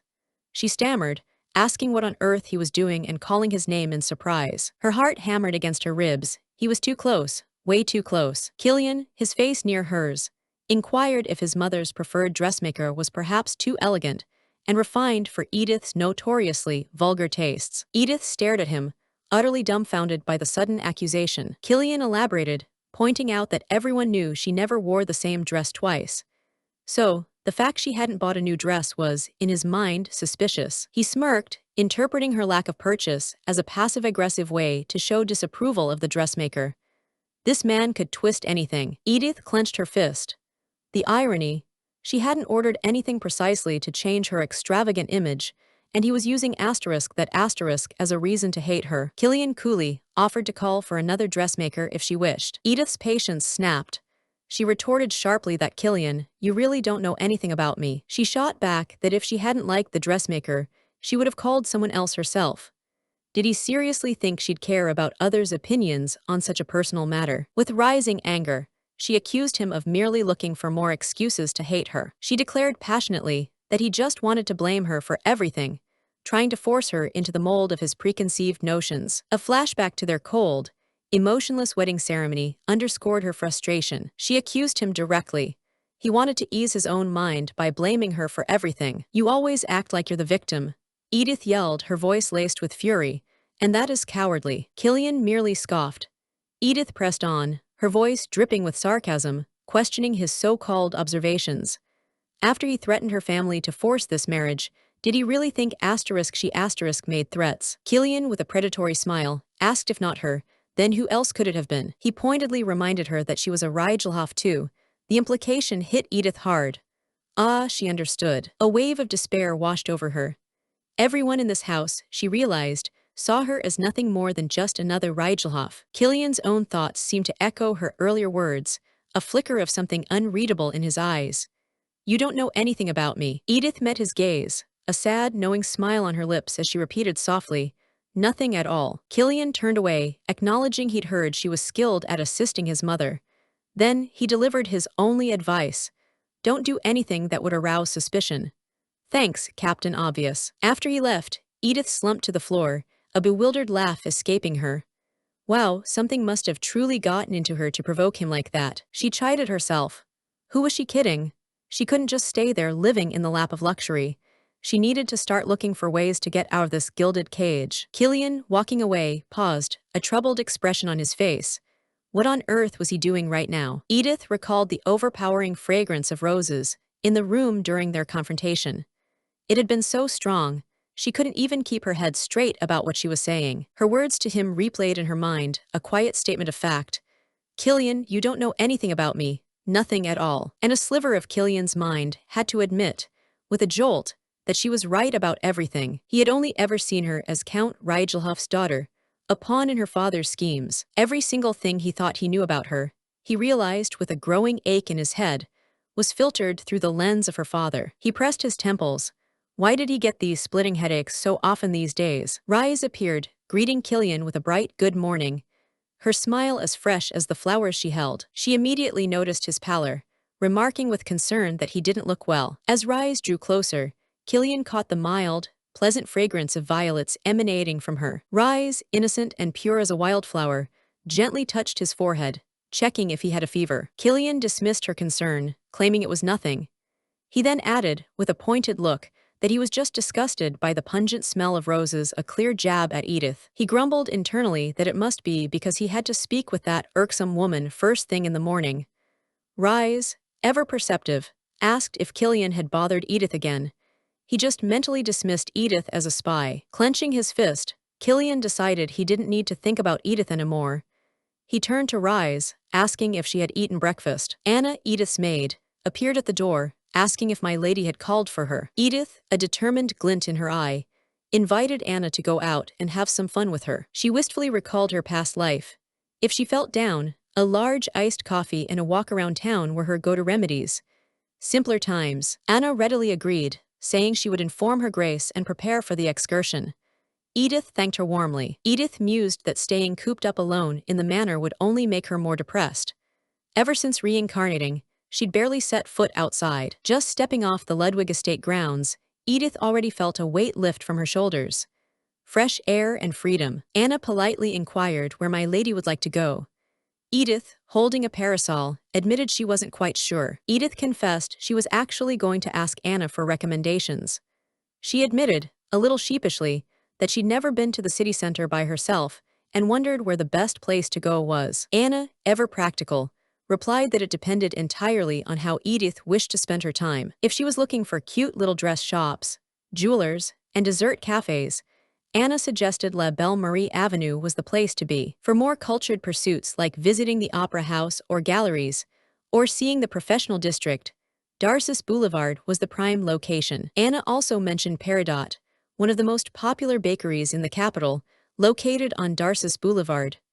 Apparently, one had to queue before it even opened to snag their famous strawberry tart. Edith, impressed by Anna's encyclopedic knowledge of the area, then posed her real question. Could they find a jeweler that would offer a decent price for gems? Anna paused thoughtfully. For jewelers, she listed Amabile, the oldest shop in town, Datria's, which opened relatively recently, and Ludopiquant, a bit off the main street. Anna recommended these three establishments. Edith, depicted as an adorable chibai, could only say wow. Edith internally acknowledged that while she'd had her suspicions about Anna, the maid was proving to be a walking encyclopedia of this story's world. Definitely making things easier for the author, she mused with a touch of meta-humor. Snapping out of her thoughts when Anna addressed her, Edith decided on Darcis Boulevard. She wanted to take care of the gems she'd painstakingly removed from her old dresses.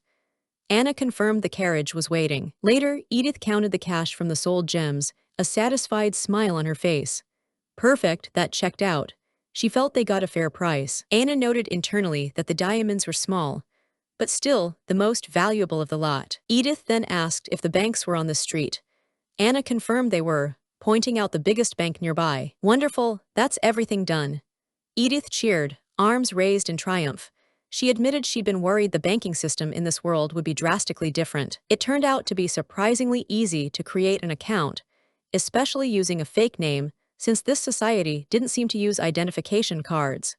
She felt much better having her emergency funds secured outside the manor. After all, she had no idea what the future held. She could be chased out of the Rudwick Manor at any given moment. Edith turned to Anna, thanking her for her help. She apologized, realizing she'd invited Anna for fun but had only run errands. Let's go for some good food now, Edith suggested brightly, seated at an outdoor cafe. She bet Anna knew all the best restaurants around here. As she cut into her meal, Edith thought with satisfaction about her newly acquired emergency funds. Now, for the next step. Edith casually asked Anna how commoners, who don't own carriages, usually travel. She reasoned internally that she needed to gather all possible information about this world. Who knew if she'd have to flee in the middle of the night? Anna explained that they usually rent carriages or, for a fee, hitchhike a ride on the luggage train carts. Edith, as a cute chibai, expressed her surprise. Anna elaborated that passenger tickets were too expensive for most. The luggage carts, she heard, could rattle a lot and tended to be crowded something like a wagon with a roof. The train station at the south gate, Anna mentioned, led to the smaller cities. Good to know. A night at an inn, Anna continued, ranged from 3,000 to 7,000 sinas, depending on location and facilities. And if you ended up sleeping in the stable, you needed to watch out for fleas. Charming. Edith leaned on her hand, a thoughtful expression on her face. She had so many more questions, but she knew Anna would definitely file a report to the Rudwicks about their day. For now, she'd have to be content with the information she'd gathered. Anna, noticing Edith's pause, politely asked if she needed anything else. Edith beamed, assuring Anna she'd gotten everything she wanted, thanks to her. Spending the day with Anna had also significantly lifted her mood. Thank you, Anna, Edith said sincerely. I can figure out the rest on my own. Later, back in the manor library, Edith found herself reading about agriculture. This is how you differentiate between fresh and stale beans. She muttered, wondering if she could really become a farmer even if she studied everything. She'd been reading up on all sorts. Anna entered, announcing that her grace was looking for my lady. The jewelers had arrived. The jewelers, Edith echoed, a jolt running through her, her eyes widened. Is today the day? Her mind flashed back to the novel. The dreaded day Edith was publicly shamed in front of the jeweler by Rise and the Rudwicks. The narrative recalled, jeweler Eppart visited the Rudwick Manor every season. This event was the first major conflict between Edith and Rise, designed to be a cathartic triumph for Rise. In the novel, as usual, the Rudwicks lavished all their attention on Rise, completely ignoring Edith. However, the novel's Rise, despite being the center of attention, would feel uncomfortable about Edith being so blatantly disregarded. At a crucial moment, Rise would intervene, stopping the selection process with a "wait a moment." Then, Rise would innocently recommend a very dainty, almost insignificant necklace for Edith, supposedly thinking it would suit her. The novel's Edith, full of pride and resentment, would scoff derisively, questioning if Rise truly believed that measly thing would suit her asterisk. She would then insult Rise's taste, implying Rise needed everyone's help to choose her own jewels, and accusing her of picking that particular item just to spite her. Rise would timidly deny it. Novel Edith would then declare the other jewels weren't bad, grandly stating she'd take everything else, except this pathetic little thing, of course. The story continued with Cliff stepping in and buying every single jewel available for Rise with a blank check. In the end, Edith was left with only the pathetic necklace Rise had originally recommended, a complete, humiliating triumph for Rise. Back in the present, Edith, determined to change the script, gently tapped an aquamarine necklace, remarking thoughtfully that it would really highlight Rise's eyes. The Duchess readily agreed that it would go well with a bright-colored dress. Edith felt a pang of awkwardness, remembering she only came because the Duchess had invited her.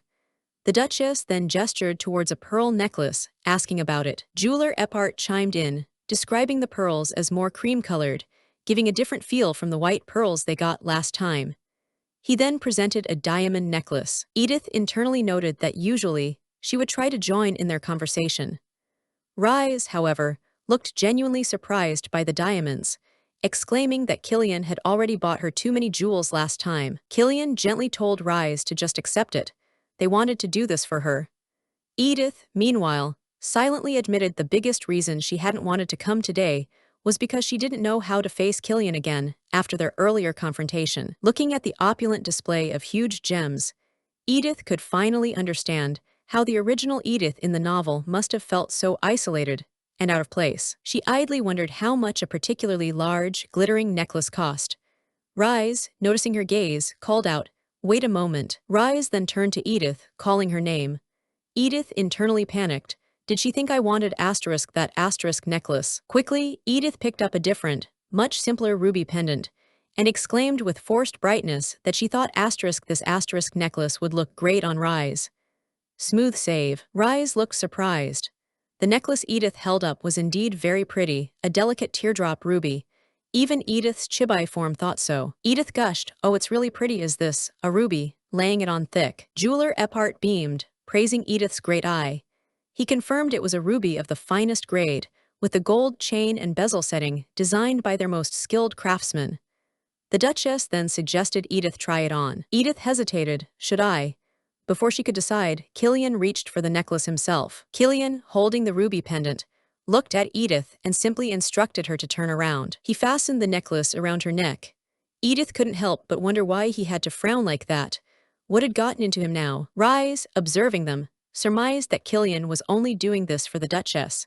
He couldn't stand to worry his mother, could he? Edith, now adorned with the ruby, turned back and asked Killian, a tentative smile playing on her lips, "What do you think?" Killian glanced at her, his expression unreadable, and grudgingly admitted, "It looks all right." High praise from him indeed. Edith was genuinely surprised. Killian then informed the jeweler he would take care of the payment.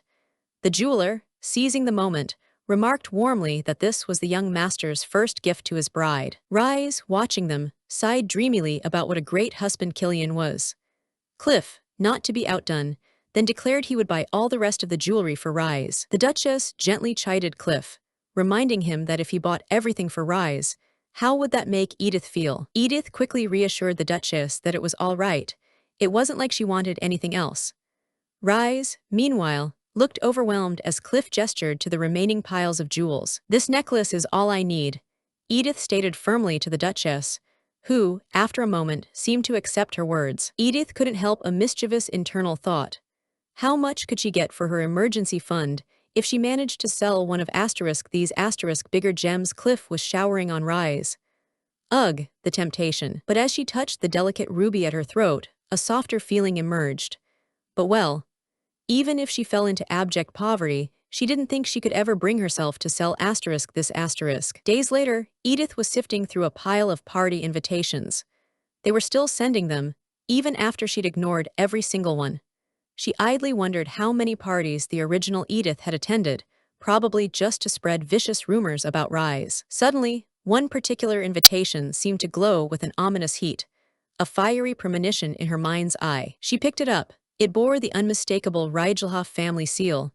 Her heart sank. "See here, Edith," the letter began, her father's words cold and demanding. Count Rigelhof stated he had waited long enough for her to get used to her new life. Now, it was time for her to do her part. He'd heard she'd gained access to their confidential documents by helping the Duchess. His instructions were clear. If any documents contained information about weaponry, she was to smuggle them to him. If she couldn't send the documents themselves, she could summarize the information in their correspondence. "I will wait for your confirmation," the letter concluded. The audacity of this man. Edith frowned. If her father knew she was helping with administrative tasks, that meant only one thing. He had planted a spy within the Rudwick manor. "All right then," Edith murmured with a sly, dangerous smile, "let me write him back." She dipped her quill, beginning with a saccharine "Dearest Father." She penned a masterpiece of polite refusal, explaining the Rudwick fief was nearly impenetrable. Attacking them would mean their own destruction. Besides, the Rudwicks had done nothing wrong. The Emperor granted titles as he pleased. Why was he blaming them? Chibai Edith illustrated her points with theatrical flair. Furthermore, she wrote, His Majesty the Emperor was healthy and thriving, with the Imperial Princess by his side. Grand Duke Langston had no grounds to claim the throne. Therefore, they should abandon these treasonous plans. Instead, she proposed a brilliant alternative. Seek a partnership with the Rudwicks. Invest in the unique strengths of House Rigelhof. This, she declared, was the best course of action. The imagery shifted from a snarling wolf and snake to cute chibis shaking hands. Peak passive aggression. She signed off with a flourish. Your loving daughter, Edith, a triumphant, almost giddy smile on her face. Phew, she'd finally said everything she wanted to. After the mess she'd been dragged into trying to flee the Rigelhofs, this small act of defiance was the least consolation she could get. Of course, she didn't expect Count Rigelhof to give up so easily, but that wasn't her problem anymore. She leaned back, satisfied. But although she thought that would be the end of that, it didn't take long for her carefully crafted letter to come back and bite her in a way she could never have expected. Duke Rudwick's voice thundered in the study. You have disgraced your father and forfeited your honor. You have trodden them into the mud. His gaze was icy as he asked her again, Edith, did you leak confidential information from our house? Two stoic guards flanked the doorway. Edith, seated calmly in a plush armchair, replied steadily, I would never do such a thing. Do you swear that on your father's honor? The Duke pressed, his eyes narrowed. Edith met his gaze without flinching. I can swear on both my father's honor and my own honor. I will swear it on my life. In that case, Duke Rudwick declared, his voice heavy with condemnation, you have just disgraced your father and forfeited your honor. You have trodden them into the mud. Killian, Cliff, and Rhinon stood silently behind him, a united front of accusers. Edith leaned forward, her composure finally cracking.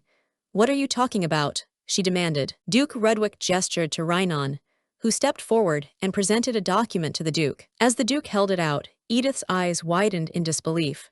Aren't these the documents you gave me to organize? A cruel smirk played on Duke Rudwick's lips.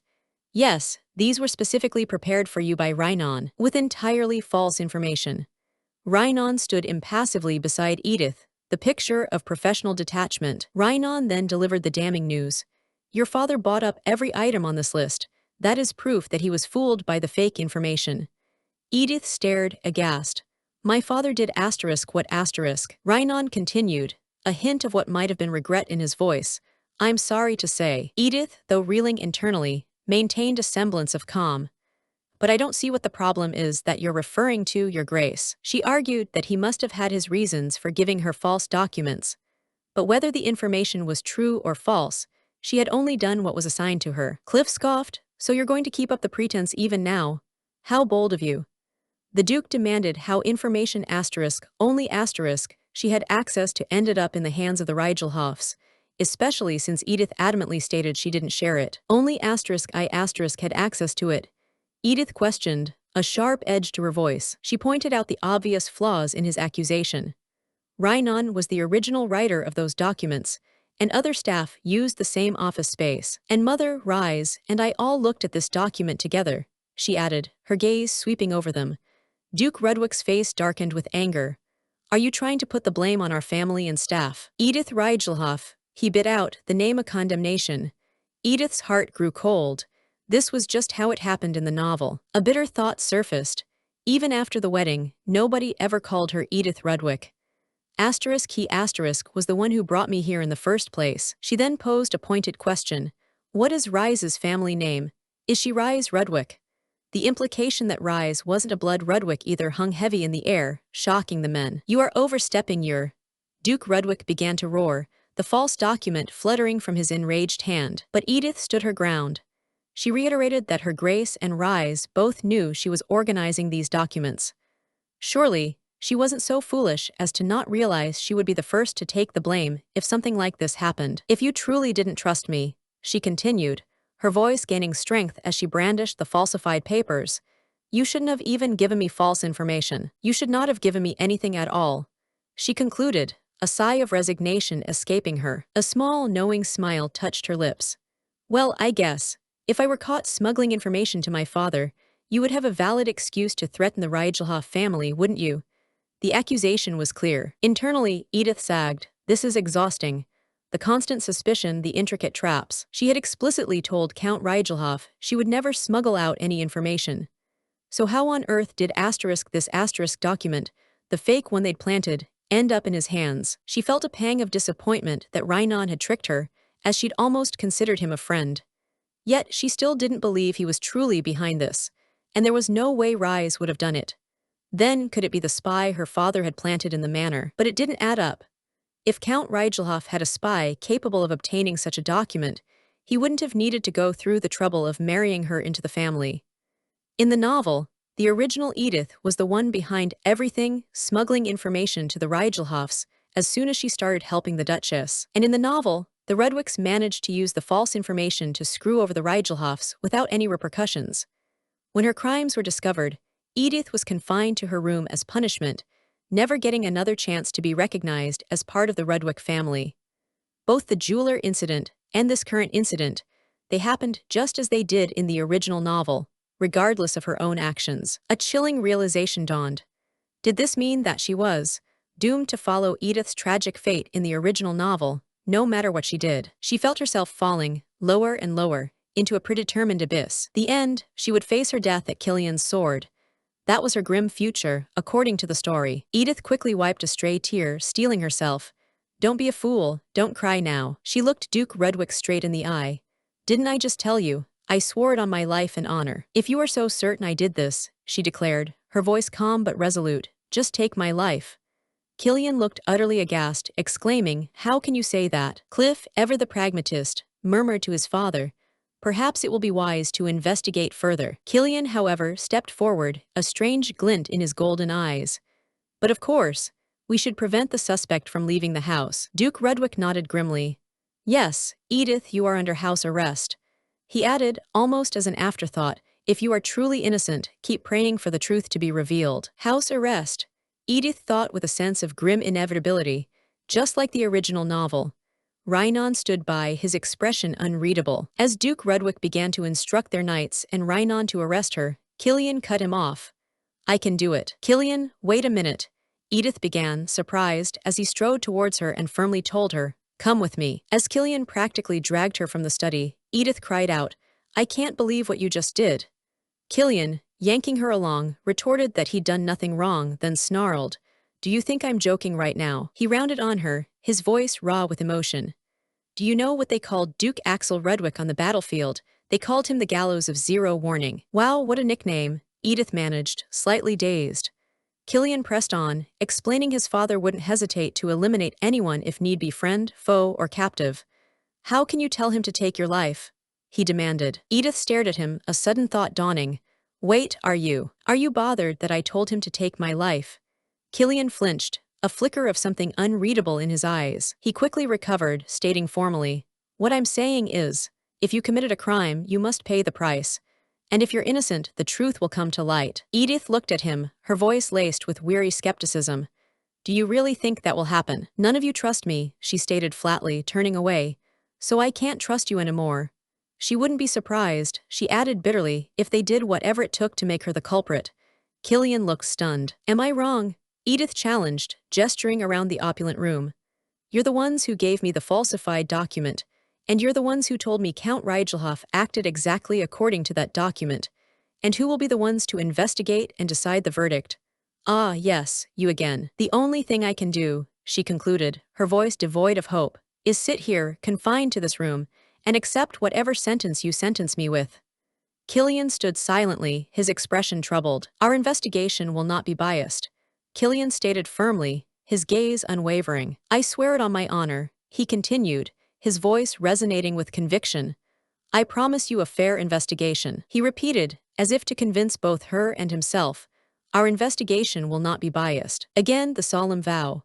I swear it on my honor. I promise you a fair investigation. I will ensure you are not treated unfairly. Killian promised, his profile sharp against the light, and I will update you on the progress.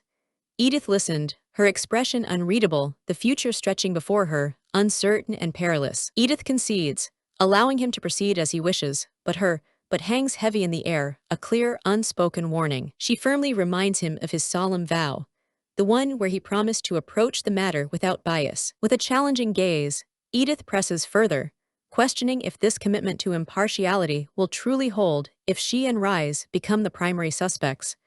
She openly doubts his ability to see past his own leanings. Rise arrives, looking a bit startled, just as a bright, cheerful voice rings out, announcing her long-awaited presence. Princess Katrin Iberia, all smiles and enthusiastic waves, greets Rise, exclaiming how very long it's been. This is Katrin, the Emperor's younger sister by 4 years, his only immediate kin, and possessor of an infamous reputation as the most headstrong and accident-prone princess in imperial history. Chaos just seems to follow her like a well-trained, slightly destructive pet. She's often described as a whirlwind, a force of nature who prefers decisive action to mere words, and her manner of speech can sometimes make you forget she's royalty. She also rocks short hair, the only noblewoman in the kingdom daring enough to do so. Formal dresses? Katrin finds them utterly impractical. She's almost always in her riding pants, even at stuffy official events, cementing her status as the palace's unstoppable, though undeniably charming, menace. And somehow she always makes it look good. Rise offers a polite, formal bow, expressing her honor at Katrin's presence. But the princess, with a dismissive wave of her hand, brushes aside the stiffness, reminding Rise she'd specifically asked to be called by her name. Katrin leans in close, her eyes sparkling, explaining she came to welcome Rise personally since it had been a whole month. Then, with a playful glint, she teases, asking if Rise's affections for her have perhaps cooled, causing Rise to flush in surprise. It's said that Rise is the only one capable of revealing Katrin's gentler, softer side.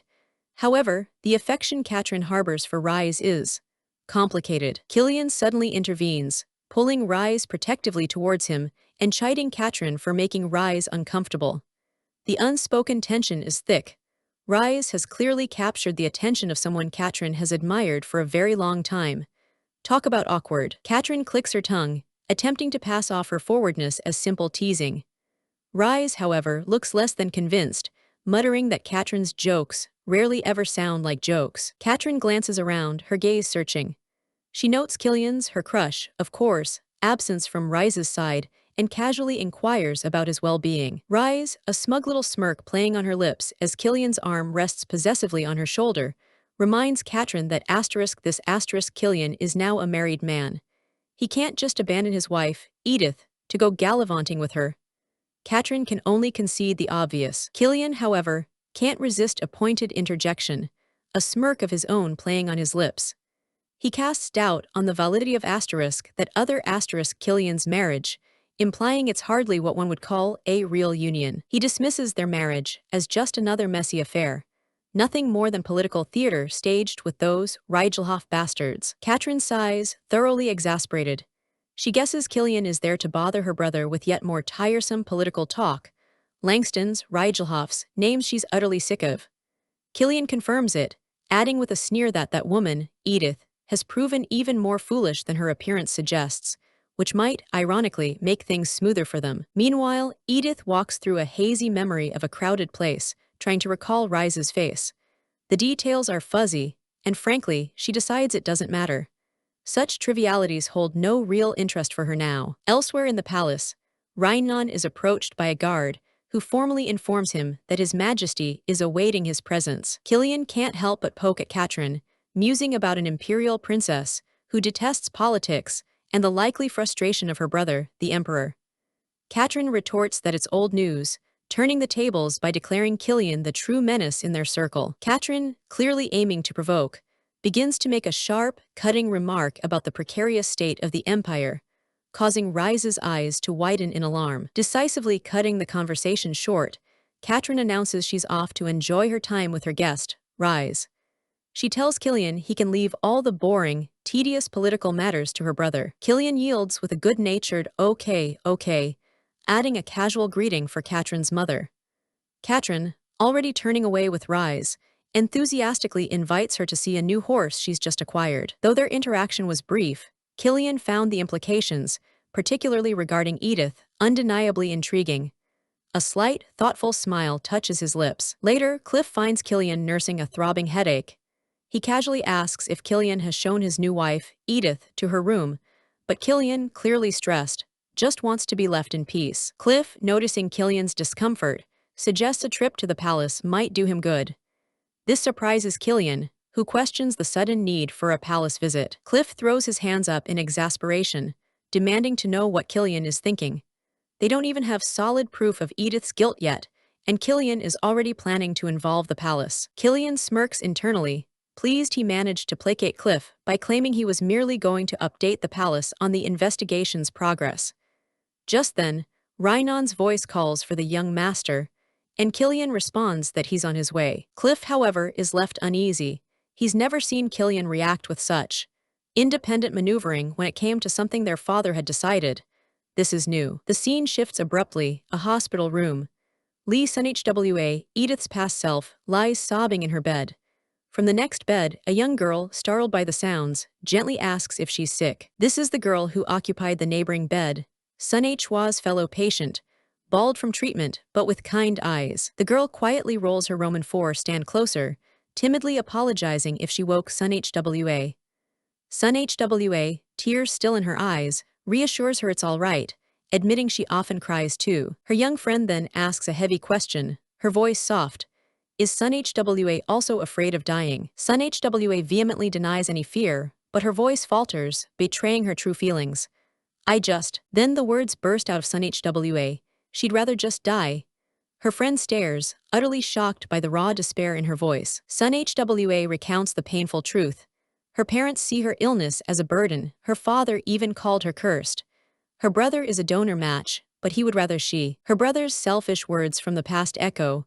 He didn't want to do it, screaming it would hurt like hell, his own fear and discomfort taking precedence. His final, cruel words, just let her die, replay in her mind.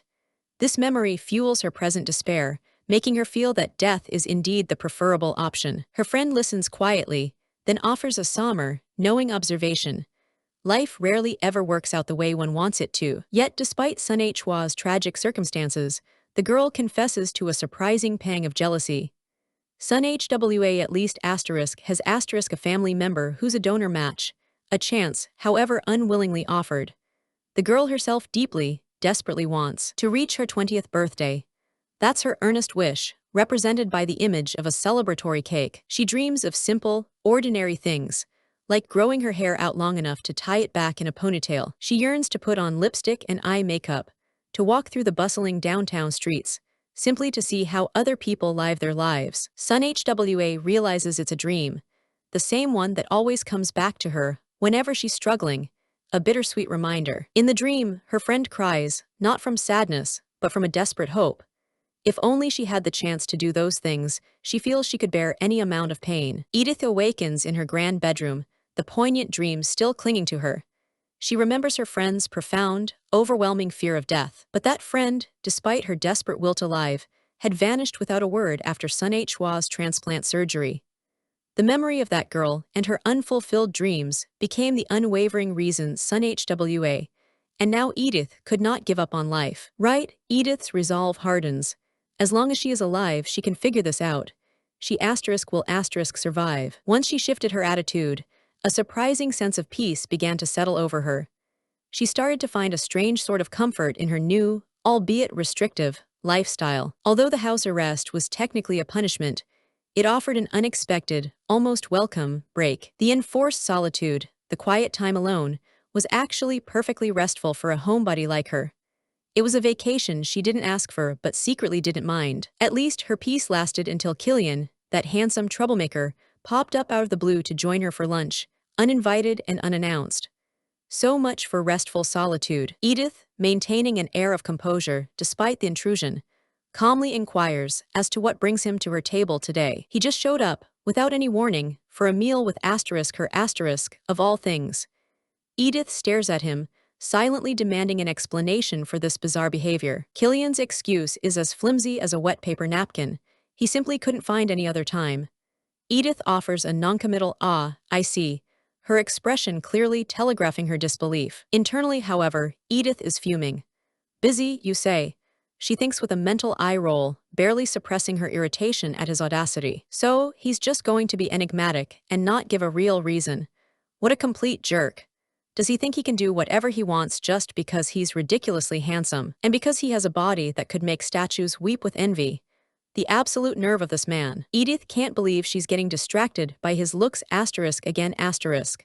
She mentally apologizes to an anonymous internet commenter from her past life who swore by the benefits of hot husbands.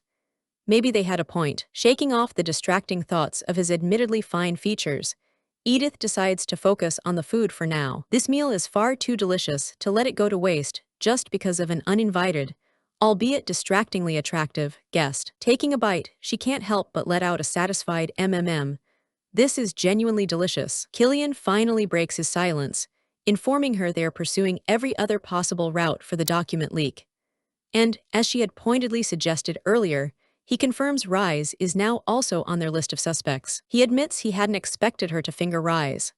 However, he assures Edith he has no intention of going easy on Rise, just because of who she is. Killian then raises an eyebrow, observing her hearty eating with a touch of dry amusement. It seems her appetite hasn't suffered one bit from the serious accusations. Edith meets his gaze coolly. Why would it? She's innocent and this soup is fantastic. Priorities, darling. She continues, matter-of-factly, that since she didn't do it, why shouldn't she enjoy the food? She then notes with mild disappointment that she has bread left but no more soup. Killian lets out a small sigh. To her surprise, Killian wordlessly slides his own untouched bowl of soup across the table towards her. Edith looks up, a questioning him on her lips. He explains it's an extra portion he had prepared, just in case. Edith studies him for a moment, a flicker of something unreadable in her eyes. Internally, Edith briefly considers suggesting they share, but Killian simply tells her she can have it. With a bright then, bon appetit. She digs in, while Killian lets out another, perhaps more resigned sigh. But now that he's gone, the room suddenly feels much emptier. Edith finds herself at a loose end. What to do? It's not like she can just binge-read web novels here. The Dark Ages. She recalls a hobby from her past life, folding origami.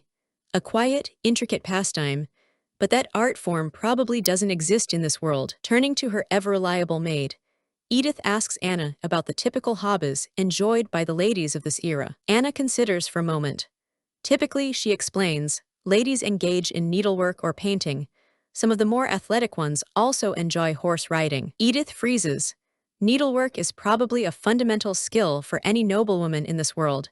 She can't afford to look like a complete beginner at her age. The scandal. And painting, she's even worse at that. Her attempt at a puppy in a past art class was infamously mistaken for an elephant. As for horses, seeing them in real life, terrifying. definitely not her strong suit. She offers Anna a hopeful smile, asking if there might be anything a bit different, something less conventional perhaps. Anna's face lights up. Ah, now that Edith mentions it, there's a recent trend. Making wooden dolls and sewing miniature clothing for them has become quite popular. It's considered a good way to improve one's sewing skills, Anna explains. So parents generally approve of it as a suitable hobby for young ladies. Edith's mind flashes to Barbies from her old world, a luxury her family could never afford. Intrigued by this world's equivalent, she asks Anna where she can get these dolls. Anna explains that while some young ladies have their fathers craft them, one can easily find artisans who make them.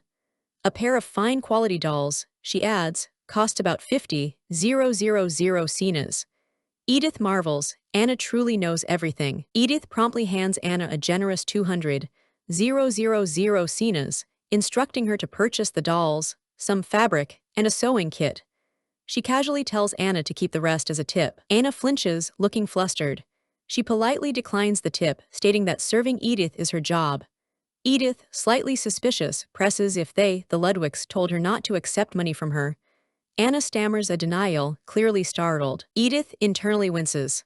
Oh, she hadn't meant to make Anna nervous with that pointed question. She's known from the very beginning that Anna was instructed by the Rudwick family to spy on her. Despite that, Anna and Rhinon were the only two people in the entire household who consistently treated her with basic human decency, not with open hostility or disdain. And Anna had shown this kindness without any expectation of reward.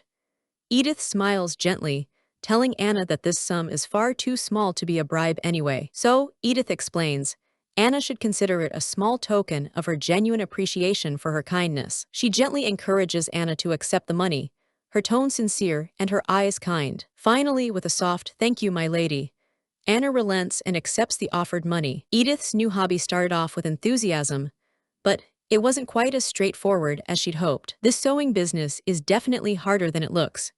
She contemplates starting over, especially since Anna brought her such flawless, high-quality materials. Anna returns, much sooner than expected, and absolutely laden with supplies.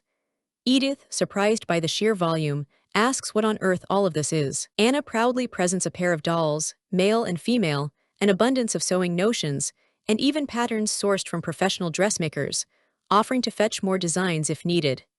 Edith, slightly overwhelmed by the bounty, stammers that this is more than enough, thank you. As Edith playfully tries a miniature bonnet on her own head, a small, almost imperceptible smile touches her lips. Anna, observing silently, thinks her lady seems a little kinder than before, though she still rarely smiles openly. Edith decides to approach this new hobby with a different mindset. It's just for fun. Who cares if she's terrible at it? Isn't the whole point of such leisure activities to enjoy oneself while killing time and, well, spending a bit of money? A true rich lady pastime. In fact, she muses, being bad at it makes it an even greater luxury. In her previous, frugal life, she never had the opportunity to indulge in something so purely for enjoyment, without any thought of efficiency or practical purpose. She was always relentlessly chased by the need to be efficient, to be frugal, to make every penny count. Perhaps that's why, despite being in a strange body in an unfamiliar world, she's finally, truly starting to feel like she's living as her own person. Stepping back to admire her handiwork on the doll's dress, Edith thinks it doesn't look too bad. The inner seams might be a complete disaster, but hey, you can't see those from the outside. Out of sight, out of mind. To celebrate her successful creation, she gleefully makes the two dolls share a kiss. Mission accomplished. What to do now? Edith ponders, feeling a surge of accomplishment from her little project. Maybe she'll ride this wave of confidence and actually pick up real needlework now. Her moment of quiet triumph is violently shattered as Killian bursts into the room, his face a mask of cold fury. He announces breathlessly that they've discovered a document written in her handwriting. Elsewhere, Cliff is enjoying afternoon tea with Lysna, laughing heartily as they discuss the latest developments concerning Edith. He seems to find the whole situation rather amusing. Lysna, equally entertained, wonders aloud what on earth Edith could have possibly done to warrant house arrest, especially during what was supposed to be her honeymoon. Cliff, sipping his tea, reveals the juicy gossip. Edith apparently smuggled confidential documents out of the manor. A very bold move, he concedes. He speculates she must have been under immense pressure, probably from Count Rigelhof, who is likely planning to attack the Rudwick dukedom within the year. Cliff continues his analysis, stating that Count Rigelhof always saw Edith as disposable. He wouldn't have cared about any repercussions she might face in the Duke's household. He just wanted to get his hands on advantageous insider information as quickly as possible. This triggers an alarming thought for Lysna. Cliff prompts Lysna to think logically. Does she really believe Duke Rudwick would have given Edith, of all people, access to confidential documents? Lysna has to admit, no, that seems highly unlikely. Not even she would be trusted with such things. Lysna gasps. Wait, she exclaims. Then she didn't even get any real information, she just fell into their trap. Cliff confirms her deduction with a knowing nod. That's precisely it. However, Cliff admits internally that the report about Killian trying to cover for that woman, Edith, has been bugging him. It doesn't quite add up with his image of his stoic brother. Lysna, ever opportunistic, eagerly suggests to her brother that if Edith is so disposable to her father, can't they just tell the Rudwicks? She wants to get rid of Edith, once and for all. Cliff advises Lysna not to worry about Edith. She'll find a way to ruin herself soon enough. He then shifts the conversation, telling Lysna that the real problem is that girl the original Rise.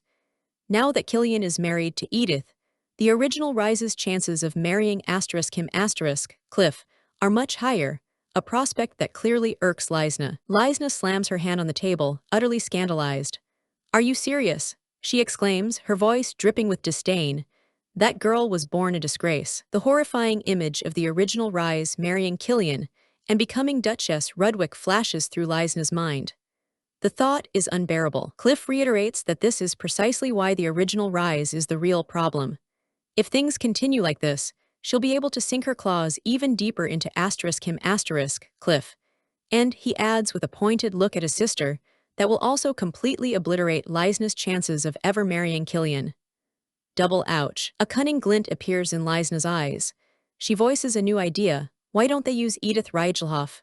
Cliff, intrigued by her tone, asks her to elaborate. Lysna lays out her scheme. Killian clearly fell for the original Rise. Therefore, Edith, as Killian's spurned wife, must also hate her. If they bait Edith correctly, Lysna reasons with a sly smile, don't you think she'll take care of Rise for us? A sinister smile plays on Lysna's lips, her reflection caught in her teacup. They could kill two birds with one stone. How delightfully efficient. Back in Edith's room, she's startled by Killian barging in yet again, and she starts to scold him, asking if he never learned to knock before entering. But Killian, his voice tight with controlled anger, cuts her off, repeating the dire news. They discovered a document. Written in her handwriting, Killian warns her that his father will summon her soon, and demands to know how she plans to explain herself. Edith, internally sighing that she thought it was something truly urgent, coolly replies that perhaps she should congratulate the Duke for trying so very hard to frame her for something she didn't do. Killian stares at her, aghast at her brazenness. What are you talking about? He demands. Do you think this is funny, or do you really have no fear of Duke Rudwick? Edith just smiles enigmatically.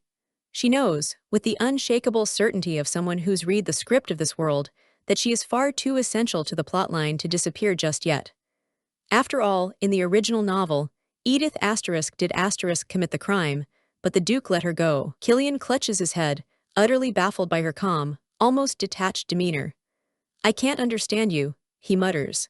Edith, meanwhile, internally wonders why this handsome man is in so much anguish over this whole affair. Their tense exchange is interrupted by Reinon's polite voice from the doorway, apologizing for the intrusion. Killian acknowledges Reinon's presence. Reinon then announces that His Grace, the Duke, is calling for Lady Edith. Edith studies Reinon's face, a familiar pang of doubt returning. Does Reinon, one of the few kind souls in this household, also believe she's guilty? As she sweeps past Killian on her way to meet the Duke, Edith can't resist a parting barb. Cheer up, Killian, she says sweetly. Shouldn't you be happy you finally have proof? She then turns to Reinon, saying, Let's go, leaving a conflicted and frustrated Killian watching them depart. In the Duke's imposing office, he slides a document across the polished desk towards Edith. He states it's a purchase order that an arms dealer received from Count Rigelhof, and it's written in her handwriting. Edith examines the paper, her expression carefully neutral. Then, she calmly and unequivocally states that someone has forged her handwriting. Duke Rudwick, flanked by his sons Killian and Cliff, addresses Edith. He offers a seemingly magnanimous path. Given that her father, Count Rigelhof, was the one who supposedly suffered financial losses from this transaction, he won't punish Edith if she just tells the truth. Edith rises from her seat, her demeanor firm and unwavering. She informs His Grace that this is not a matter of punishment. She slams her hand decisively on the Duke's desk, her voice ringing with indignation. "Didn't I tell you?" she demands. "This is about my honor." She insists they compare this document to others she has written in the past. She points out the amateurish, sloppy tables, asserting that she would never produce such shoddy work. "This document," she declares, "was clearly written by someone who doesn't understand how to organize them properly." The Duke, unmoved by her passionate defense, counters with a chilling possibility. Or, he suggests coolly, "You could have faked the sloppiness yourself." Edith scoffs at the very idea. "Why would I do that?" she retorts. If she were truly afraid of being caught, she wouldn't have used her own handwriting in the first place. The logic is impeccable if they'd only listen. Rhinon, leaning in to examine the documents more closely, observes that now that he looks closer, the handwriting doesn't actually seem to match perfectly. Edith then requests that her diary be brought for direct comparison. The Duke curtly orders Rhinon to bring it. As Rhinon confirms with a "Yes, Your Grace," Edith calmly adds that Anna will know where to find it. Looking again at the forged document, Edith notes an interesting detail. Even though the tables are poorly executed, whoever wrote this does seem to understand the basic principles behind their construction. This sparks a chilling thought. If it were the Duchess, or Rise, or indeed anyone she herself had recently taught these principles to, then this attempt to frame her would make a twisted, horrible kind of sense. But why would Duke Rudwick himself go to such elaborate lengths? He didn't need to make things so complicated if he just wanted her gone. It's almost as if someone specific wants to frame her, Edith, exactly as it happened in the original novel. Rhinon returns with the diary. Edith takes it and confidently presents it, pointing out that, as they can see, her genuine handwriting is slightly different from the forgery. She specifically draws their attention to the way she writes the letter Q in her diary. "It's completely different," she explains, "from the Q in the so-called evidence." With undeniable proof laid out before them, Edith declares the document a carefully crafted forgery. And now, she challenges the Duke. It is his responsibility to find the rat who perpetrated this act. Just at that moment, the original Rise enters the room, her demeanor hesitant. "Your Grace," she says softly, "it's me, Rise." Killian immediately questions Rise's unexpected appearance, but the Duke interjects, stating that he was the one who summoned her. "Right on time," he remarks, inviting her to come in. The Duke turns his attention to Rise. He notes her 4 years of service assisting Jocelyn, the Duchess. Then, he gets to the point. "You said Edith taught you how to use these tables to organize information recently, right?" Rise confirms that yes, His Grace is correct. She adds that her Grace, the Duchess, was very happy with the method and found it to be very efficient. The Duke presses further, asking who else might be aware of this particular organizational method. Rise hesitates, admitting she's not sure if her Grace taught Baron Rhinon. Rise continues, speculating that Cliff and Killian probably have a general understanding of it, but she doesn't think anyone else knows. Then, with a touch of sheepishness, she admits that, to be frank, she didn't really understand it all that well herself. The Duke leans back, a grim understanding dawning. Then, he concludes, "The only people who know how to use this method would be Edith and our family." Rise, looking rather innocent and perhaps a little out of her depth, simply agrees, "Yes, probably." A flicker of unease crosses Rise's face. She turns, perhaps to the Duke or Edith, and hesitantly asks if she might inquire why she is being questioned about this. Edith is inwardly puzzled. Rise didn't understand it, but Edith distinctly remembers that when she taught her last time, Rise had said something quite different. The Duke curtly dismisses Rise's question, telling her it's none of her concern. "You solved my problem," he states flatly.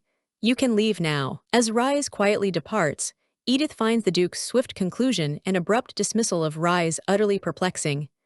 How strange, she thinks, a sense of unease settling over her. Facing the Duke directly, Edith asks if this is truly his final conclusion on the matter. Her voice is heavy, with a disappointment she doesn't try to hide. The Duke, however, remains unmoved by her clear dismay. "Are you still going to deny it?" he challenges, his gaze hard. Edith gestures again towards the documents, her frustration mounting. The tables look nothing like what she usually uses. The writing doesn't match. Even after she's shown him all this clear, irrefutable evidence, he still trusts Rise's words over hers. The injustice of it stings deeply, a fresh wave of betrayal washing over Edith. Edith racks her brain, trying to recall the exact details from the original novel, how Rise had managed to prove Edith the culprit back then. She'd always imagined that someone as supposedly honest and kind as Rise would have used some form of credible evidence, not some shoddy, poorly constructed story like this. A thought suddenly strikes her. Perhaps Rise didn't have any real evidence to use this time because Edith never actually did it in the first place. Then, a more alarming realization hits her diary. She spots Killian holding her diary and rushes towards him, aghast. "Oh my God," she exclaims, "you can't just read someone's diary." Snatching the diary back from his grasp, Edith confronts him, her voice trembling with barely suppressed anger. "None of you even have a shred of respect for me, do you?" Killian starts to offer an explanation, but she cuts him off. Surprisingly, it's the Duke who interjects. He concedes that Edith has a valid point. He admits that, in truth, he doesn't have definitive evidence either way. Therefore, the Duke announces, his voice decisive, "I will close this case for now, and I rescind the house arrest order." As Edith turns to leave the office, her freedom restored but her heart heavy, Killian follows her. "I can't trust you," he says, his voice low and conflicted. Edith retorts sharply, "I know, you never trusted me and you never will." Killian looks genuinely pained by her words. "After everything that's happened with the Rigelhofs," he asks, his voice filled with a strange mix of accusation and hurt, "don't you think my suspicion is warranted?" Edith whirls back to face him, her voice laced with exasperation. "How many times do I need to tell you that I have nothing to do with what my family does?" Then, her eyes narrow. "But you did play a part in it." Killian presses his advantage. "Are you going to deny what you've done to help your father's schemes so far?" Edith starts to question him. "What are you?" confused by the sudden and aggressive shift in his accusations. In that instant, a million different scenes the original Edith's memories flash through her mind. Not only did she seduce men for information, but she also actively ruined parties of families allied with the Rudwicks. The flood of damning memories continues. She even ruined several of their engagements, all in the name of her family's ambition. The weight of the original Edith's sins crashes down upon her present self. Why now? Edith thinks in despair, her gaze fixed on Killian. After all her efforts to live differently, why is her unchosen past, the past of the villainess, coming back to haunt her with such force through his words? Killian's voice softens almost imperceptibly as he offers to escort her to her room. Edith feels utterly overwhelmed. So much has happened, all at once. Though she's no longer under house arrest, Edith can't stop her mind from replaying the events, particularly her thoughts about Rise. Suddenly, she spots Killian in the hallway and calls out, "Killian, there you are." Meanwhile, Rise, after leaving the Duke's office, is filled with a deep sense of unease. "What happened just now?" she murmurs to herself. "There's something wrong, isn't there?" Killian finds Rise and informs her that Edith was accused of smuggling confidential information. Rise is shocked, immediately connecting it to the document discussion they'd overheard. "But Edith would never do that," she exclaims, defending Edith with surprising conviction. Rise admits that's what she wants to believe and anxiously asks if there was any proof. Killian confirms that all the evidence presented was inconclusive. Edith, listening from just around the corner, hears their entire exchange. She doesn't need to eavesdrop any longer. She already knows what Killian is thinking, his internal conflict, his lingering suspicions. Rise, her brow furrowed with worry, asks Killian if her words might have inadvertently hurt Edith's case. She even considers going back to his grace to clarify whatever she knows, wanting to set things right. Killian firmly tells her there's no need for that. Rise looks surprised and starts to protest. "What, but I?" He explains that the Duke has already rested the case. "We don't need to talk about this anymore," he says, gently but decisively leading her away. "Let the past rest." "Got it," Killian tells her, his tone leaving no room for argument. Rise looks at him, a questioning Killian, on her lips, sensing a deeper, more personal meaning behind his words. Later, Killian is seen looking out, presumably at the training grounds.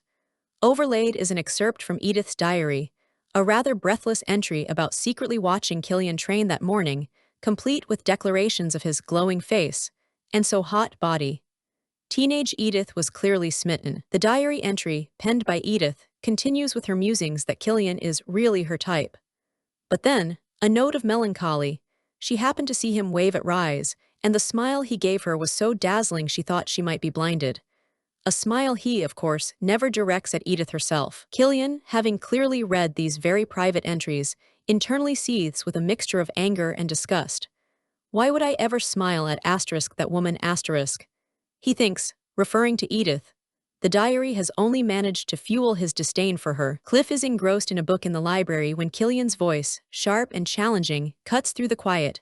Cliff, let's duel. Cliff looks up, his brow furrowing with concern as he takes in his brother's appearance.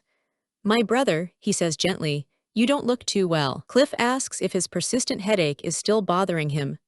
Killian, his patience clearly worn thin, curtly tells him to shut up and follow him to the training grounds. The scene shifts to the Duchess Rudwick's office.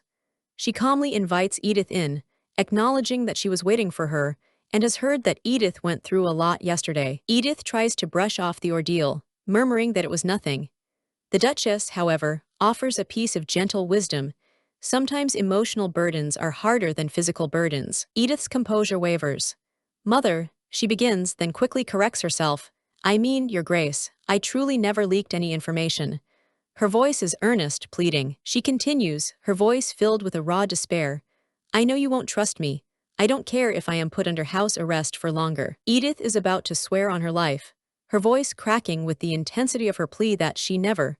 When the Duchess gently reaches out and takes her trembling hands, Edith looks up, her eyes wide with stunned surprise, as the Duchess calmly and firmly meets her gaze and says, I trust you. A kind, reassuring smile graces the Duchess's lips. It must have been so hard on you, she says softly, then reiterates, I trust you, Edith. The Duchess explains that she knows Edith tried her best to help her. I've seen you struggling to find your place here, she says, her voice full of understanding. How could I not know? The Duchess continues, a wistful look in her eyes as a faint image of her younger self with a younger Duke appears. I've been in your shoes before. The Duchess looks at Edith with genuine compassion. I don't know who pulled this nasty prank, she says, her tone conveying her disapproval of the scheme. But I know you're not responsible for it, my dear. As these words of absolution wash over her, tears stream down Edith's face, overwhelmed by this unexpected and profound display of trust and kindness. Mother, Edith whispers, the words slipping out naturally this time, her voice thick with unshed tears and gratitude. In truth, in my father's home, She seems on the verge of a significant confession. Suddenly, the moment is shattered by a servant bursting into view, shouting urgently, Master Cliff, Master Killian. The servant's frantic news cuts through the air, interrupting Cliff and Killian, who are locked in a fierce duel on the training grounds. Lady Edith has collapsed. Killian, his sword still raised, whirls around, stunned. What are you talking about? He demands. The servant explains breathlessly that she was speaking with her grace in the office and suddenly lost consciousness. As the servant begins to explain that the doctor is on his way, Killian's intense, hawk-like gaze shows his immediate, sharp concern and unspoken urgency. Is all he manages. The doctor, having examined Edith, stands before Killian and the Duchess. It appears she was overwhelmed by stress. He reports gravely. Did she experience anything severely stressful recently? That might be the understatement of the century, Doc. The doctor assures them that once Edith awakens, she should be able to return to her daily life. But he strongly advises that she be taken good care of until she fully recovers. Killian gazes at Edith's still, unconscious form. Killian recalls Edith's surprising composure and confidence before his father during the interrogation yesterday. He then contrasts this with the information that she later cried, until her eyes were swollen and red. To think that the proud and arrogant Edith Rigelhof, the woman he thought he knew, would cry until she actually fainted. It's a jarring, almost unbelievable contradiction to the image he held of her. Killian turns to his mother, the Duchess, his expression grim. What did you discuss with her? He asks, needing to understand what precipitated Edith's collapse. The Duchess recounts their conversation. Edith had said she knew the Duchess wouldn't believe her, but she had still passionately insisted that she never leaked any information. Killian reflects internally, a flicker of something unreadable in his eyes. She has been saying that all along, consistently denying any wrongdoing. The Duchess then reveals her response to Edith's desperate plea. So I told her I believed her. Killian looks up sharply, genuinely surprised by his mother's declaration. What? The Duchess, her gaze steady, firmly repeats to her son, I told her I trust her. That's when she started crying. The Duchess explains, her voice soft with empathy. She said no one had trusted her until now. She thanked me. Killian gazes at Edith's pale, tear-streaked face. A painful realization dawns on him with the force of a physical blow. Edith must have been aching, desperately, to hear those simple words of trust from someone. Edith's earlier bitter words, I can't trust you, I know you never trusted me and you never will, echo cruelly in his mind. A wave of profound, sickening guilt washes over him as he confronts his own harshness. But he thinks, the unspoken regret, the dawning understanding, hanging heavy and suffocating. The emotional turmoil manifests physically. Killian clutches his head as a sharp, unbearable ache pierces through him. The Duchess, alarmed by his sudden distress, exclaims, Killian, what's wrong? He can only manage a pained ugh. The Duchess, thoroughly concerned now, starts to instruct Anna to call the doctor again. But Killian abruptly stands, cutting her off, insisting through gritted teeth, it's nothing. He tries to downplay his condition, claiming it's just a headache and that he'll be better after a bit of rest. Just then, Rise, the original protagonist, appears in the doorway, her voice questioning, Killian. Rise explains that she came by to check on Edith, but her words trail off as she takes in Killian's obviously distressed and unwell state. Killian, she says, her voice laced with genuine concern, you don't look well. Her hand is visible in the foreground, as if about to reach out to him. Killian's gaze fixes on Rise, his thoughts drifting to her lovely Rise. He imagines her hands smell like daisies, a comforting, familiar scent in his turmoil. He instinctively begins to reach for her hand, a familiar pattern ingrained in him. When she touches him with those gentle hands, this unbearable headache will, surely, subside. But just as their fingers are about to make contact, Killian abruptly yanks his hand back as if burned. I'm fine, Rise, he says curtly, startling her. The Duchess watches this strange, tense exchange silently from the background, turning away from both Rise's offered comfort and his mother's worried gaze. Killian mutters a brusque apology, stating, sorry, I need to rest, and quickly makes his exit, leaving confusion and concern in his wake. Suddenly, Edith, or rather, Suna Chwe, finds herself adrift in a pitch-black infinite void. Where am I? She whispers, disoriented and alone. It's pitch black. Panic begins to claw at her. Wait, did I die again? She wonders frantically. All I did was cry. Can a girl even cry without spontaneously combusting or something? A strange, luminous message materializes before her in the darkness. Edith Rigelhof cannot reveal her secret until she fulfills all three conditions. Suna Chwe stares, utterly bewildered. 3 conditions. She repeats, her mind racing to comprehend the cryptic pronouncement. What does that mean? What conditions? She demands of the empty void, as an unsettling, ethereal energy begins to swirl ominously around her feet. The non-existent ground vanishes beneath her. Wait! She cries out, terror seizing her as she begins to fall helplessly through the inky blackness. Tumbling through an endless expanse of what looks like distant starlight, she shouts into the void, her voice raw with frustration. You never told me what the conditions are. Edith's eyes flutter open. Anna is leaning over her, her face etched with anxiety. My lady, Anna exclaims, relief washing over her. Are you awake? Edith looks around, dazed and confused. Anna gently informs her, my lady, you were unconscious for 2 days. What on earth? Edith murmurs, struggling to process the lost time. For 2 days.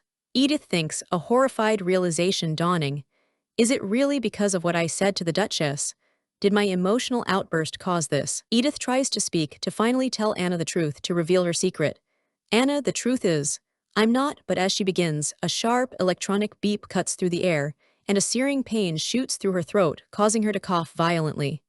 Erg! Anna cries out in alarm, my lady. Edith clutches her throat, quickly recovering her composure.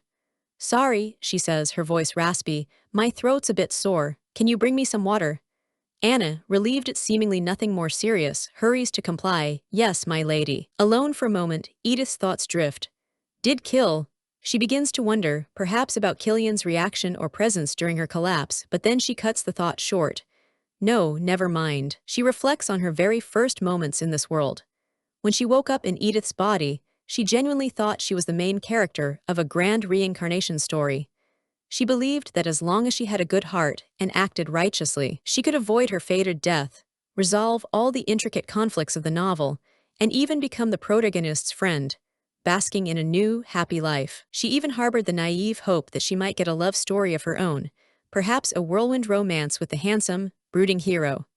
Oh, how idealistic she had been. Once she realized that such grand hopes were futile, she adjusted her expectations, deciding to aim for a quiet, comfortable life. Once she gave up on her disastrous marriage, she found she was surprisingly happy to simply live as the lady of a rich, powerful household. But despite all her plans, all her attempts to deviate, her life seemed inexorably, stubbornly tethered to the original story's script. No matter what she did, the results always asterisk followed the original, predetermined storyline. It feels as though a strange, unseen power is guiding her life, meticulously ensuring that everything proceeds exactly as planned by some cosmic scriptwriter, and the system's decree echoes in her mind. Edith Rigelhof cannot reveal her secret until she fulfills all three conditions. A crushing, definitive realization dawns upon her. She was mistaken from the very start. She cannot change the story. It's an immutable fate, because neither Edith Rigelhof, the original villainess, nor she, Lee Sun-Hwa, the soul inhabiting her body, are the main characters of this elaborate, romantic fantasy. This is not their story to rewrite or control. Edith Rigelhof is, and always was, simply the villain of this tale.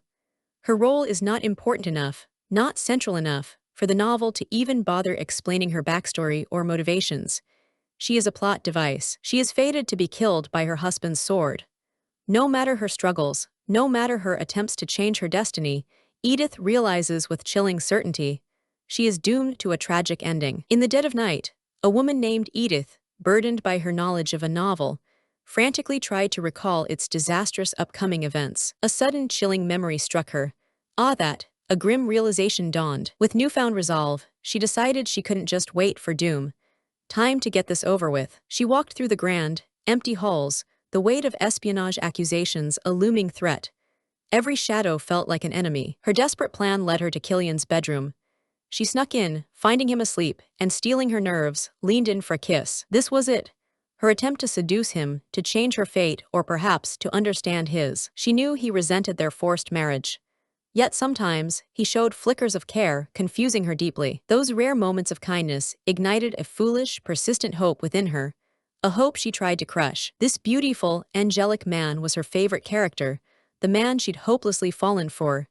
She prayed that after this, he would finally hate her as the story dictated. Only then, she thought, could she finally sort out her own tangled feelings and accept her tragic role. She leaned closer, her heart pounding. When he woke, surely disgust would fill his eyes. That's what she needed. Suddenly, a hand shot out, grabbing hers. Killian was awake, his eyes glinting. He accused her of pretending not to care all this time. His voice, a low purr, questioned if she was so overcome with lust that her facade had finally crumbled. The nerve of this guy. Flustered, Edith stammered a denial. Killian, however, simply stated that it was fine, his expression unreadable. He then challenged her, with an unnervingly seductive smile, to satisfy him, to use the seduction techniques her notorious family, the Rigelhofs, were supposedly famous for. He even mused he might get attached to her body. Well, that escalated quickly. As he pulled her closer, Edith, caught off guard by his sudden turn, hesitantly asked if he was truly all right with being with her asterisk, and not Rise, the woman he was supposed to love, the woman who now appeared in Edith's mind's eye, a painful reminder of the original story. Killian's face darkened. Did she truly not care? Was she so indifferent as to bring up Rise at a moment like this? He looked at her, a strange mix of emotions in his eyes. Even in their marriage of convenience, did she really expect nothing from him, her husband? He leaned in, his voice a breath away from her lips. Wasn't she the one who'd been so confident, crawling into his bed in the middle of the night? He took her hand, placing it firmly on his bare chest. After all her snooping and sneaking glances, he declared, now she could touch him all she wanted. Oh, the audacity. Edith's mind went blank, then a sudden, mortifying thought. Her diary. She blushed furiously, trying to stammer out an explanation that this wasn't what she intended. Trapped in his intense gaze, with his very sculpted physique right there, her excuses sounded weak even to her own ears. Killian watched her flustered state, a faint tremor running through him, and then softly asked if she was happy now. Overwhelmed and utterly confused by this turn of events, Edith could only manage a small, hesitant yes. As he leaned close, whispering near her ear, Killian found himself thinking, with a shock that jolted him, that he actually found Edith Rigelhof adorable. A jolt, a twitch of her foot as he touched it. Edith, equally bewildered by her own reactions, thought there must be something seriously wrong with her. Later, tucked under the covers, a shy but undeniable smile played on Edith's lips. They did it. They really, actually did it. The next morning, Killian, robed and looking refreshed, dismissed his servant, stating he wanted some privacy. The servant, ever discreet, promptly agreed. Turning to Edith, who looked a little worse for wear but intrigued, he gently asked how she was feeling. Before she could fully process, he scooped her into his arms. Edith let out a small yelp, protesting weakly that she could walk. He carefully placed her into a prepared bath, cautioning her to let him know if the water was too hot. Edith sank into the warmth, sighing that it was just right. Relaxing in the perfumed water, Edith recalled how she'd actually dozed off in the tub on their first, much less eventful, night. Killian, leaning against the tub with a knowing smirk, teased her, asking if she must be a huge fan of baths. Edith chuckled nervously, admitting to herself that she really had no idea what was happening anymore. This was not in the script. She had expected him to regret their night immediately. She believed he'd acted on a whim, forfeiting everything he'd saved for Rise due to her desperate seduction. But looking back, Killian never seemed like the type to fall for such an obvious ploy in the first place. Something wasn't adding up. A new thought surfaced. Perhaps he pitied her. Was this some strange form of consolation prize? Or, even more unsettling, was he trying to use her to replace Rise, now that Rise was practically entangled with Cliff? Killian's voice, surprisingly gentle, broke through her thoughts. He apologized for exhausting her, especially while she was still recovering, and advised her to take it easy. His current tenderness was a stark contrast to his cold demeanor at the wedding. She didn't know what had changed. But last night he had held her, calling her name, and that feeling that was undeniably real. Later, dressed and still slightly dazed, Edith waved off her maid Anna's concern with a vague smile, claiming it was nothing. Her mind, however, was racing. She tried to piece it all together. After what happened last night, and then in her dream, suddenly the scene shifts. A different woman, looking strangely familiar, stares at a glowing blue interface. A mechanical voice announces, "The first condition has been fulfilled." The interface flickered, stating that due to exceptional circumstances, some of the original creator's authority had been revoked, and the first condition would now disengage. The woman wondered if this related to the 3 conditions mentioned when she first lost consciousness, though she doubted this cryptic system would give her a straight answer. She stared at the now blank screen, a sense of unease growing. What exactly was that first condition? A wave of confusion and apprehension washed over her. What did any of this mean for her, for Edith, for the story she was trapped in?